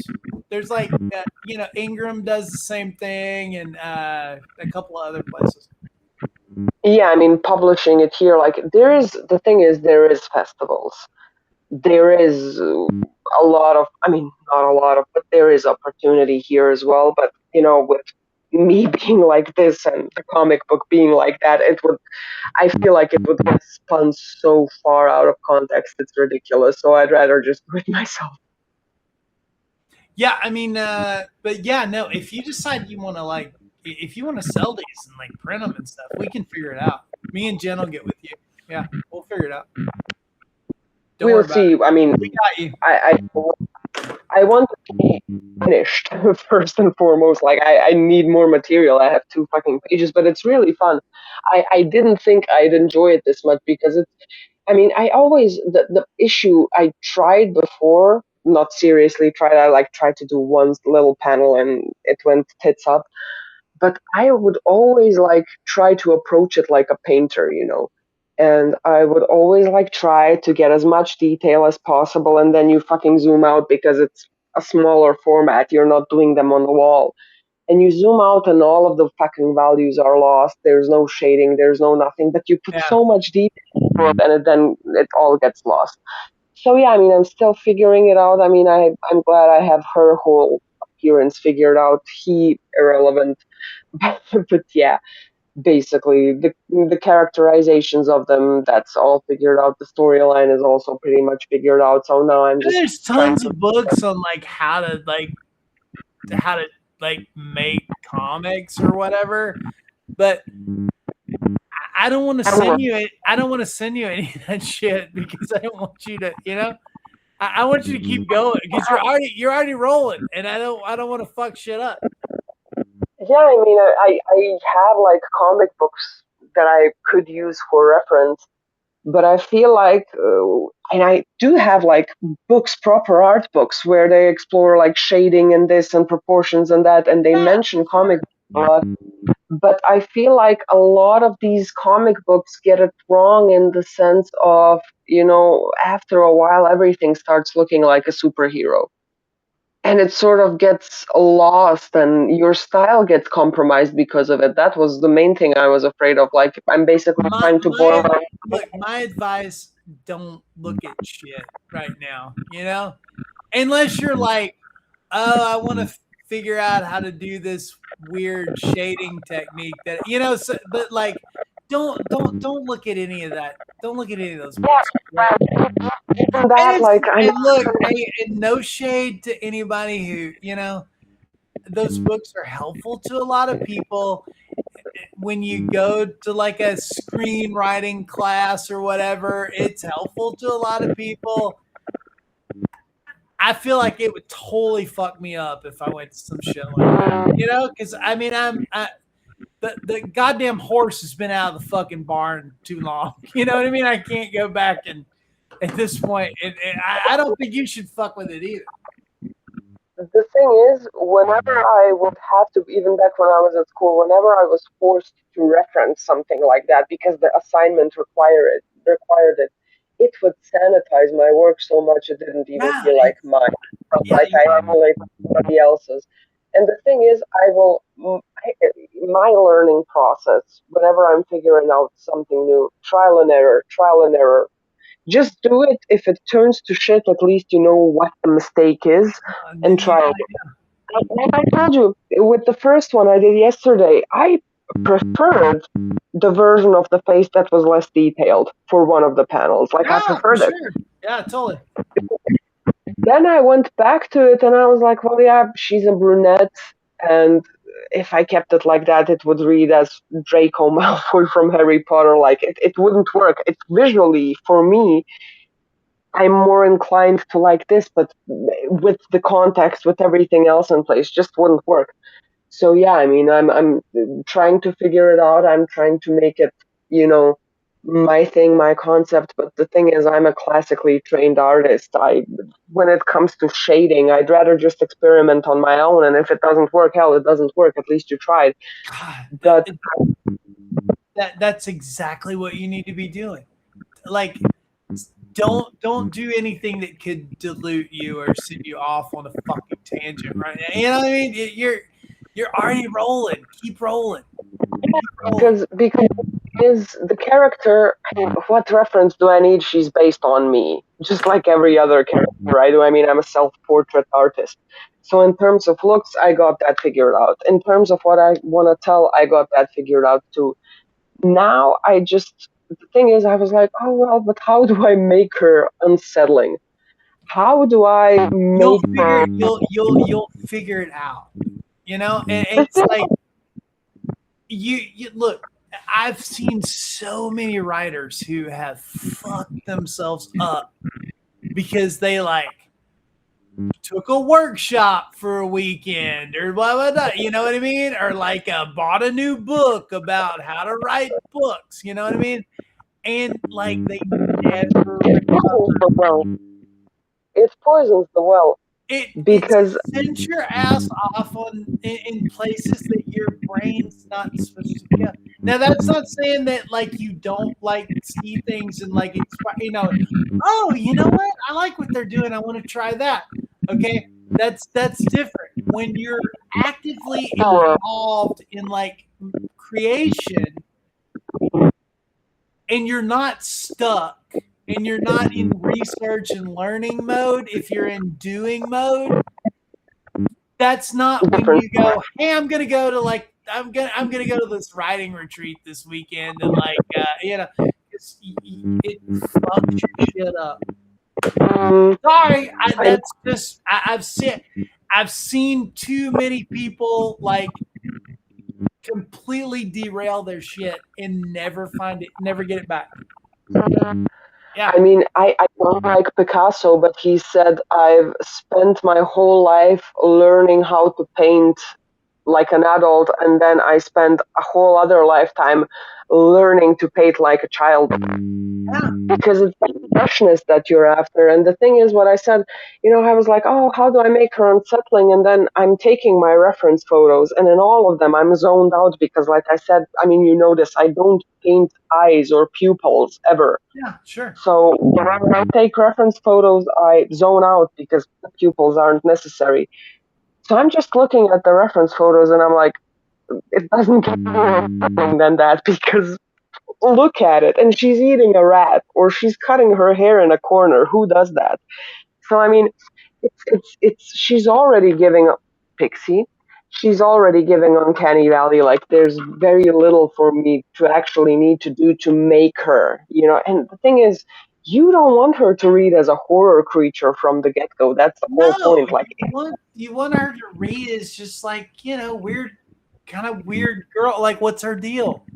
Like you want to be like, why is she weird like that? But you don't want her to read as like monster. Like yeah, you don't want her everything. like you don't want her like you don't want to do that scene where like she takes raw meat out of the refrigerator and starts like just whacking down on it. Like that's too on the nose, too over the top. Yeah, and then it's like, what's the point? Like, just make a 4-panel comic, start, middle, ending, credits. Like, if you're gonna do that, just make 4 paintings and be done with it. Yeah, she ginger Mm-hmm. snapped herself. There you go. It's or whatever. It's like it's not the same vibe. You're not doing. You're doing something that's more nuanced and more subtle than like say Jennifer's Body or something. I mean, you're so that's too much. It's literally its own thing where it's like horror, but it's also psychology. It's also this. It's also that. It's literally like a category of its own, and it's heavily inspired and influenced. Really, I think the reader should really question at the end, like, how much of this is real? Is she just psychotic, or is she really? You know? Mm. Or is that I really just wanted to be that, but also yeah, but did the guy actually, because he's neither good nor bad, he's there, he's trying his best to be supportive, but not Right? because particularly like trying to, I mean, the reason he's there, he tried to take advantage of her at some point. And then he realizes, oh shit, this girl is actually pretty fucking weird and I cannot get rid of her. So he's trying his best to, protect her, keep her stable, but his motive is still questionable. So even though at the end it's her who does the weird stuff, you kind of want it to be like, well, but did she actually snap? Was there some other stuff that he did that wasn't shown? Like, I really want people Yeah. to sort Yeah. of. No. Yeah. I mean, I see what you're saying. You're right for sure. Yeah. That's why it was. I mean, first of all, I don't really particularly enjoy drawing or painting men. It's just my thing. But I struggled in terms of like how I want to portray him. I mean, I knew what he was like, who he was supposed to be in terms of like character, his individuality, his persona, his presence. Like I had that figured out.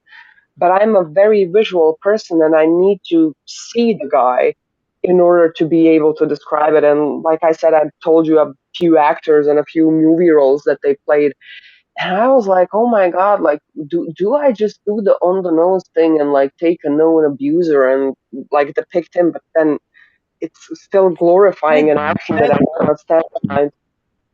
That panel that you did, that like that, I feel like that tells you everything you need to know about it. I mean that of just like Because it, I basically, and yeah, that like that's a perfect introduction because you're just like, the fuck, what's up with this dude?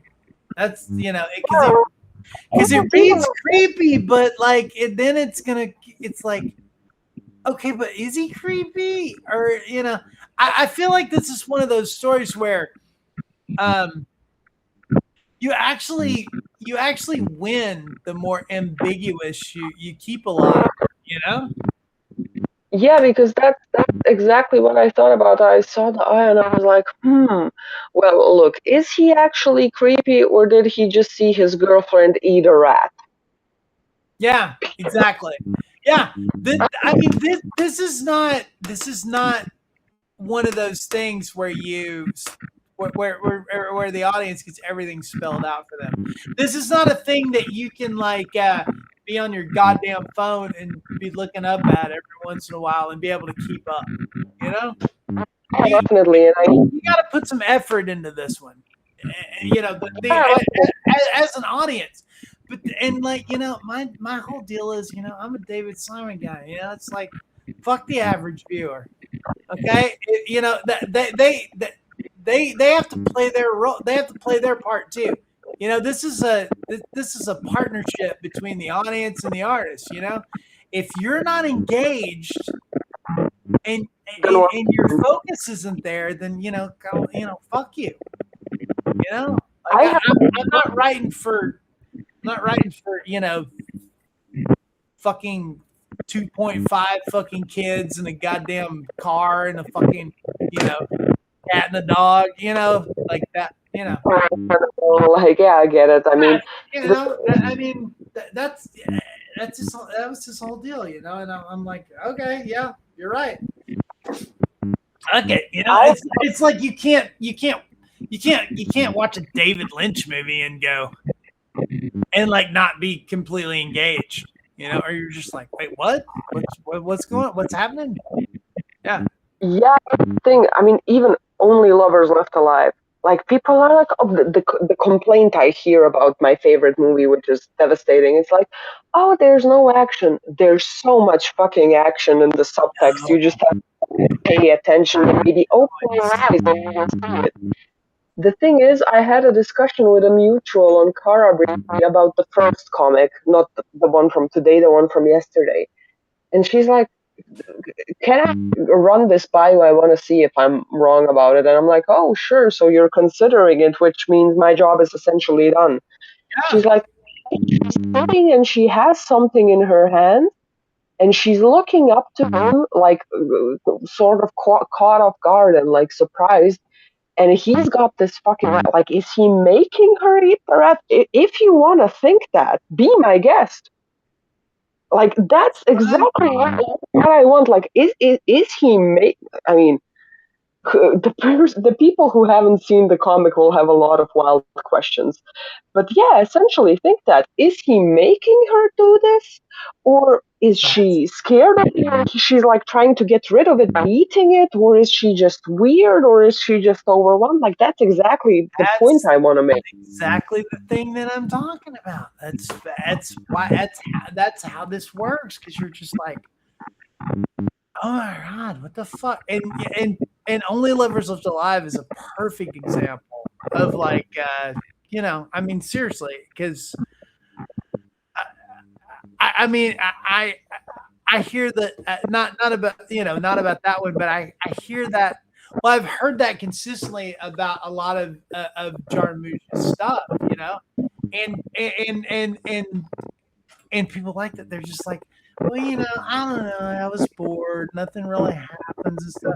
And I'm like, because goddamn, you're used to, because all you fucking watch is, it's like, you got to have an action beat every 8 minutes. You know what I mean? And like, something's got to explode, and something's got to this, or or whatever. You know what I mean? Or just whatever.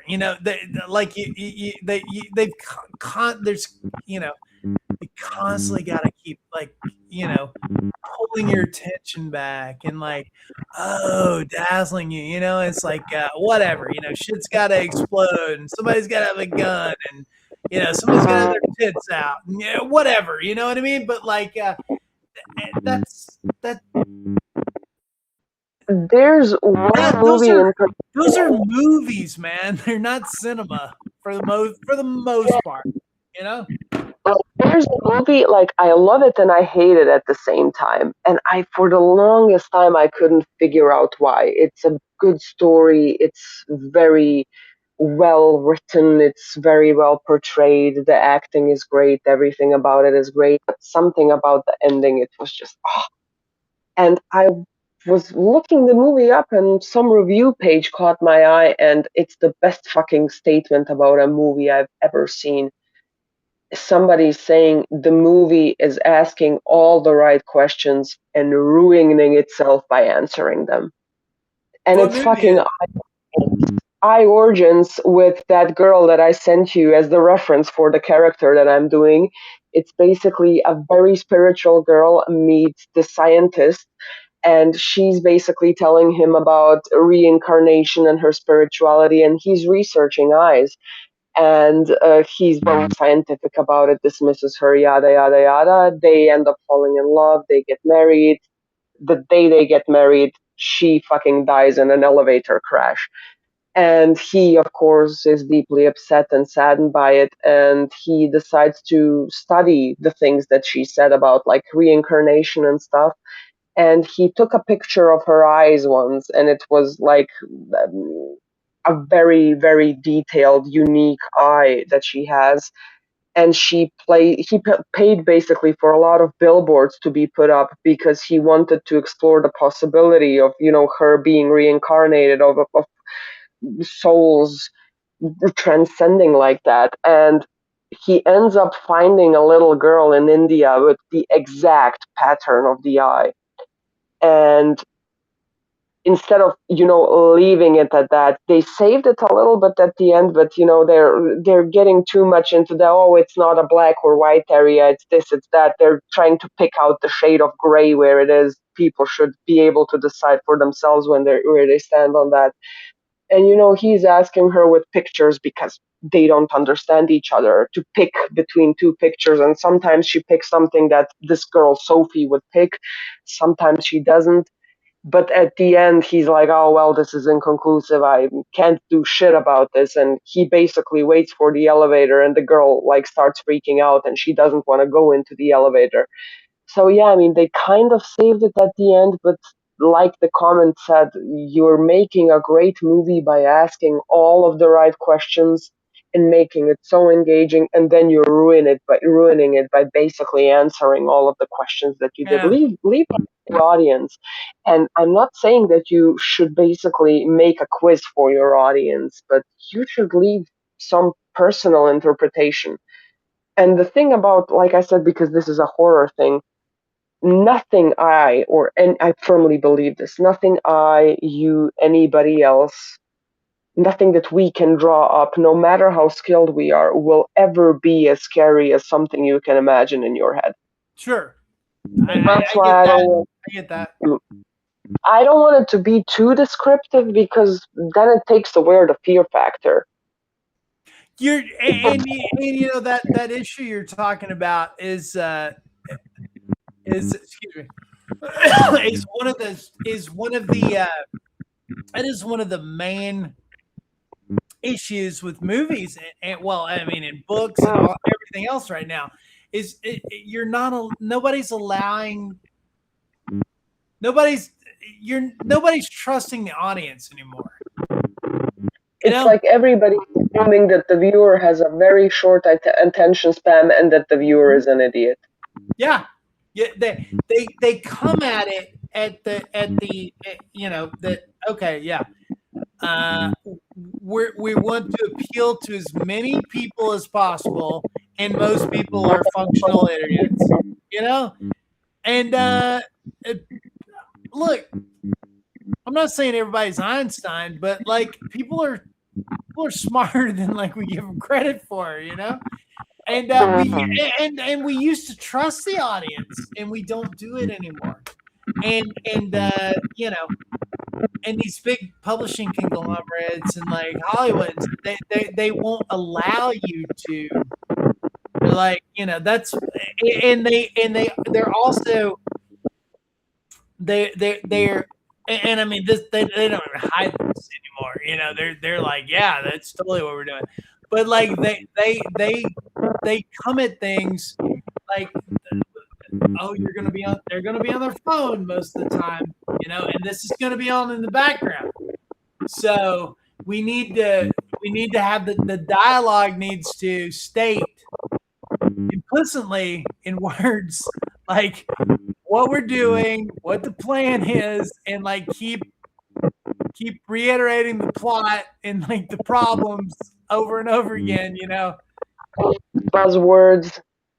And if you're someone like me who, I'm not saying I'm the smartest knife in the fucking drawer, but like if you're somebody like me who's sitting there like actually engaged in the thing, you're just like, God damn, why am I getting the same exposition every 3 fucking minutes, you know? Because I'm not on my phone, you know?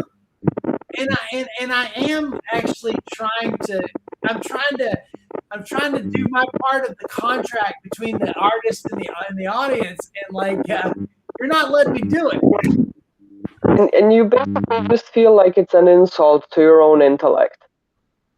Well, and then you're mad. Yeah, exactly. I mean, to me, it's just like, okay, this is pointless.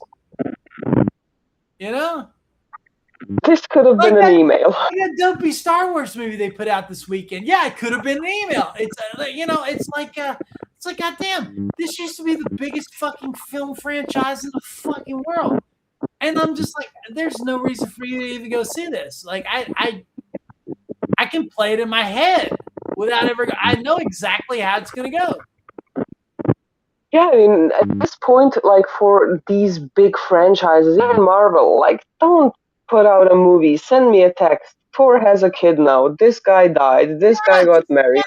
Just literally send me a highlight reel. You know, it's like, oh yeah, okay, yeah. It's like I don't need to sit through 3 hours of this. I've done 10 years of this already. I know where it's gonna go. I know what's gonna happen. Pretty much. But yeah. Here's to hoping that we can make the change we want to see. Well, I mean, you know, people like you and me, we're not trying to create spectacle, though. You know, that's another thing. And when I create something, I I still like to give the audience some credit, you know, and I'm not going to telegraph. I'm not going to telegraph everything to. I don't do that. I'm sorry. I'm not going to do it. Absolutely. No, I mean, I feel like a lot of this storyline really heavily depends on, people's personal experiences in situations like that. Because everybody has a story like that. They were either on or the other end of the spectrum. Sometimes they were in the middle, or they participated in a dynamic like that. Partners, but as a friend or a loved one from one of the people partaking in it. So it does a lot of heavy lifting, and I don't want to take that away from the audience. I mean, at worst case scenario, everybody in the world knows somebody that's like, fuck, they're weird. What's their deal? You know?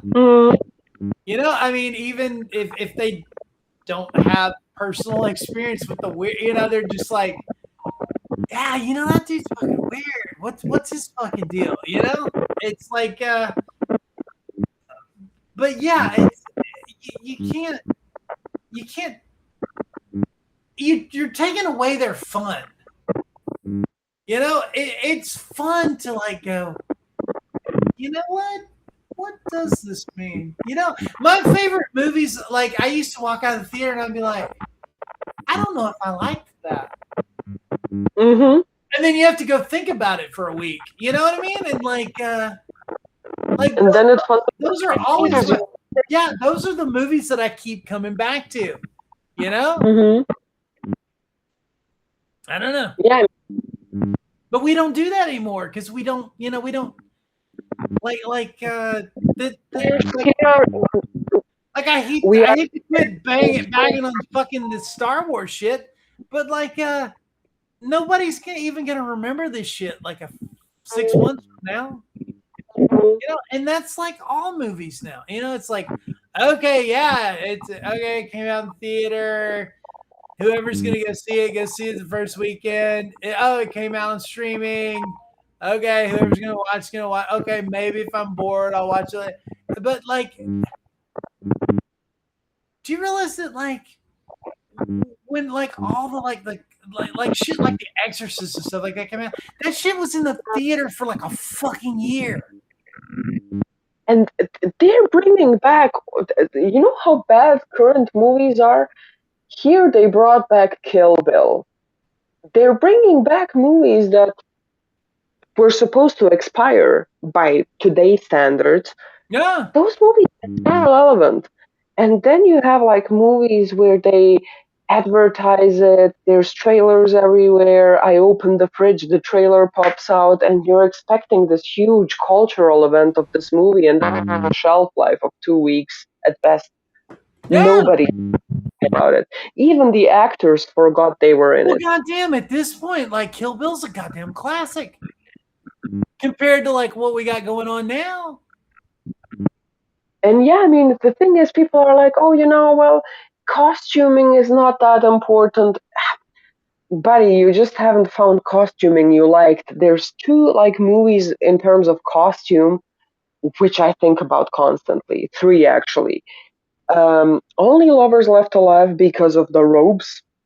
And it's a fucking robe, but they're so spot on. The robe game is fucking pretty hard in that movie, yeah, for sure. The second one is Dracula, the one with Gary Oldman and Winona Ryder, and people are like, not historically accurate. Yeah, no shit. A leather armor suit that looks like a gothic rat to a BDS club is not historic. Yeah, sure, tragic, a travesty. And the third one is that but green that's a fucking fantasy movie. You're not supposed to. It's like he's not making a historical fucking drama. Yeah, exactly. And then has that fucking green dress from Atonement. I know people who have never seen Atonement, but that dress lingers. So many women are so connected to that dress. I mean, look, it totally matters, because everything used to be, I mean, goddamn, like that Russian arc that like you turned me on to. That shit is a fucking masterpiece, man. And you know how many people I've gotten to watch that, and I'm just like, oh my god, you have to see this movie, and they're like, oh my god, I can't believe this. That like, how did they even do this? I'm like, I know, it's incredible. Yeah, and that's the thing. Like people nowadays, because we are so detached as a society from creativity and common sense and everything. Whenever I go on rants like this, most people are like, "Oh well, it's not that deep." Not for you, you limited bitch. Like, of course it's not deep for you. Nothing ever is. It's always people who shrug their shoulders at everything. They're like, "Oh, it's not that deep to you." Or people are like, "Oh, that's not realistic." Maybe for you, you unwhimsical fuck. When did we say that everything had to be realistic, though? Nobody, you know. If you're like, okay, I'm gonna do like this hardcore historical drama, and like I'm gonna make sure that everything is of the period. Okay, more power to you. Those movies are awesome, but not everything has to be like that. It depends on the fucking vibe, you know. That's a documentary. Like, okay, if you're making a documentary, yes, I expect historical accuracy because that's you're trying to educate me on something. I mean, that's a fair point. Like, that's where I expect scientific accuracy to the highest degree. I want them to consult everybody. If you don't have a guy talking about the hounds of Baskerville who is named Marmaduke or something, I'm not sure you're a credible source. But now people are like trying to make everything aesthetic, everything whimsical, make it historically accurate, but let's overlook the fact that the actress has an iPhone face and 5 liters of Botox. Like they're trying to make things so accurate on one end, but they have no attention to detail. That's the thing that annoys me. Have attention to detail. I don't care if it's historically accurate at this point. Just give me a story. Give me something like with that. substance. It's like that. That's why I sent you that video the other day, because I was like, yeah, a lot of this shit is like cheesy and the effects are like, you know, from the 70s or whatever. But like, goddamn, you know, they were actually going out like, you know, they were framing shots. They were lighting things well. They were like, we're gonna make elaborate costumes. We're gonna build elaborate sets and shit. You know, you gotta respect that. We're gonna make these gorgeous matte paintings. That's what happens when you bully away the artists and replace them with like business people and influencers. Yeah. Oh yeah. That's exactly why Tumblr went to shit. Tumblr used to be cool when there was artists back there. Mm-hmm. But then it really did. Now it's influencers and like people trying to be influencers with zero real engagement. And that's the movie industry now. Back in the day, you would hear a guy who would Nobody wants to engage with anybody on fucking Tumblr. You just go over there and you like, you're like, hey, I want to look at pictures of vampires or whatever you're researching that day, you know, or whatever you're into, you know. I want gifts. I want gifts from this fucking movie, you know, or whatever, you know. That's the only reason I went over there. Was just like, what the fuck ever, man. It's like I'm gonna like become famous on Tumblr. Nobody becomes famous on fucking Tumblr. It hasn't been relevant for over 10 years. You know, it's a place that people who like don't want to fuck with other people on the internet go hang out. You know. Pretty much. And there's this whole like subculture, but I'm not sure if it's relevant for other countries. But here, there's a lot of like Balkan men who are very performative, who are trying to use Tumblr as like a Tinder replacement. Buddy, you're not getting laid off of Tumblr. Like, maybe with somebody else. With me, no. Oh fuck. No. What? I mean, okay. I don't know. Okay. It's just okay. Best of luck to you, sir. We learned a lot. I just, yeah, that's why I'm not on there anymore, because it just felt like I'm just fucking scrolling, wasting my time. Like people posting the same bullshit they've been posting for like ever. It's just it's not relevant. It's not. Yeah, it was cool if I if I want to go look at like film noir or something obscure like that. But like even that's like there's less and less people on there that are into that, or like an old pulp art or something. It's so hard to find shit like that because now you go on fucking Pinterest and you're like, is this really from 1933 or like did a clanker make this? And Yeah, it ruins definitely. everything. And then I started seeing Tumblr like doing the same bullshit, and I was like, okay, this place is gonna be unusable in like 6 months, so it's time for me to sayonara. And I But simply don't have time. it used to be a great research tool, and yeah, and now it's a time waster because you can't create anything over there, you know. And it takes I'd rather time. spend my time like doing videos like this on Substack, you know what I mean, than I would like fuck around on Tumblr all day. I have comic books to draw and documentaries to watch. Like, I'm sorry, like Exactly. trying to find the thing that you're looking for is impossible. I Because got people, cool ass books to buy at the fucking library sale. Which, god damn, dude. You were so that's so right cool. about this book. I told you it's fantastic. This was basically free. It's fantastic. I don't have words. You know what I mean? I'm just like, I stumbled into like some hardcore cool shit. And it was sad. It made me sad because I'm like, I am benefiting from this because nobody's checking shit like that out in the fucking library. Because you check shit like that out, people assume you're performative. But my issue with the whole performative thing, everybody's fucking performing. All the that's what humans do. We mirror, we pick up, we do the. Everybody's performing. Perform something you like. Perform something you enjoy.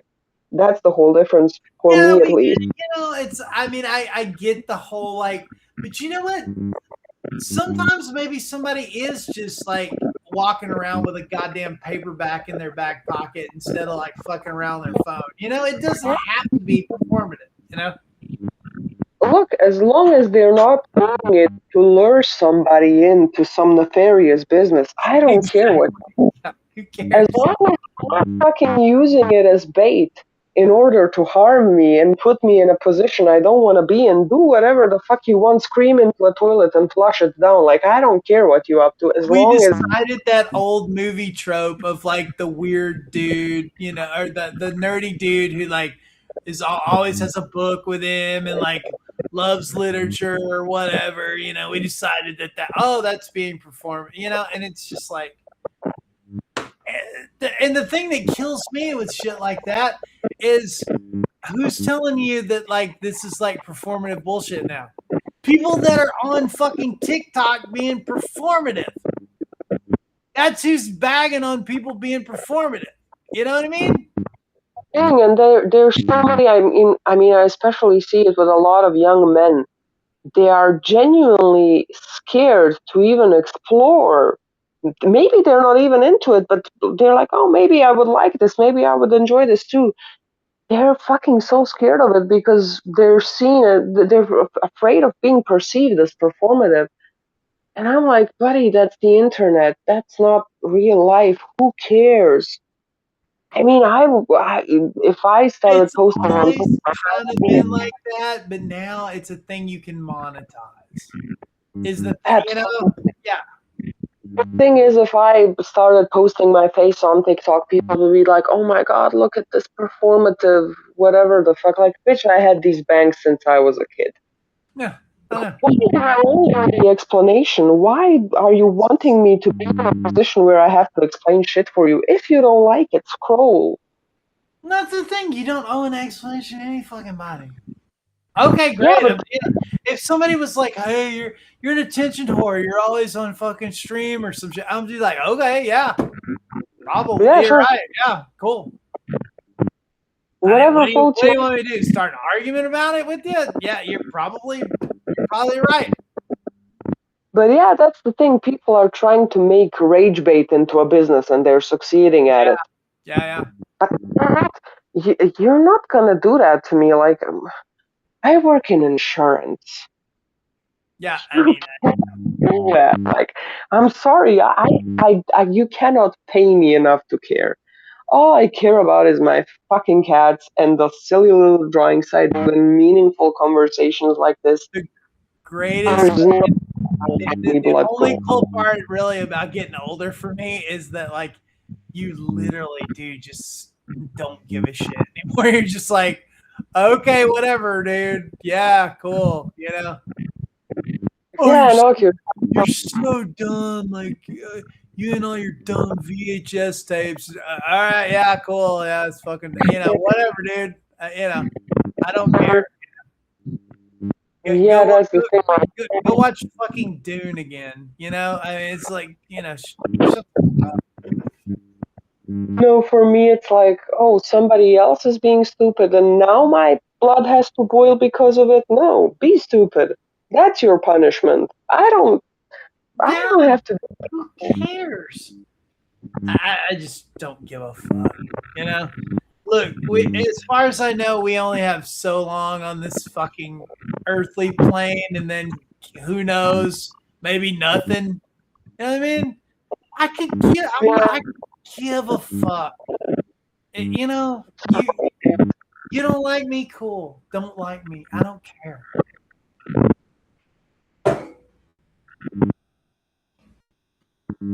Well, it's almost 3 in the morning. Yeah, it's time for us to go. It's time for you to go to sleep, and it's time because you got to have plenty of energy to draw another page of comics tomorrow.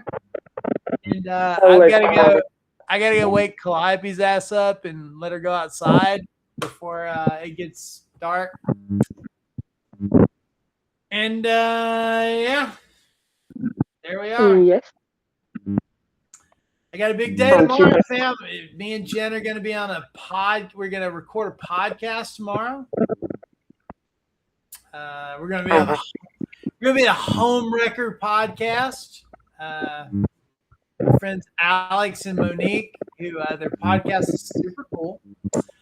And so yeah, we get to be on there. And then Rachel's going to read my tarot cards live on stream tomorrow. So there'll be that. And then I say I'm done for the week, but I know we'll be You're back. not. Motherfucker. Yeah, I know.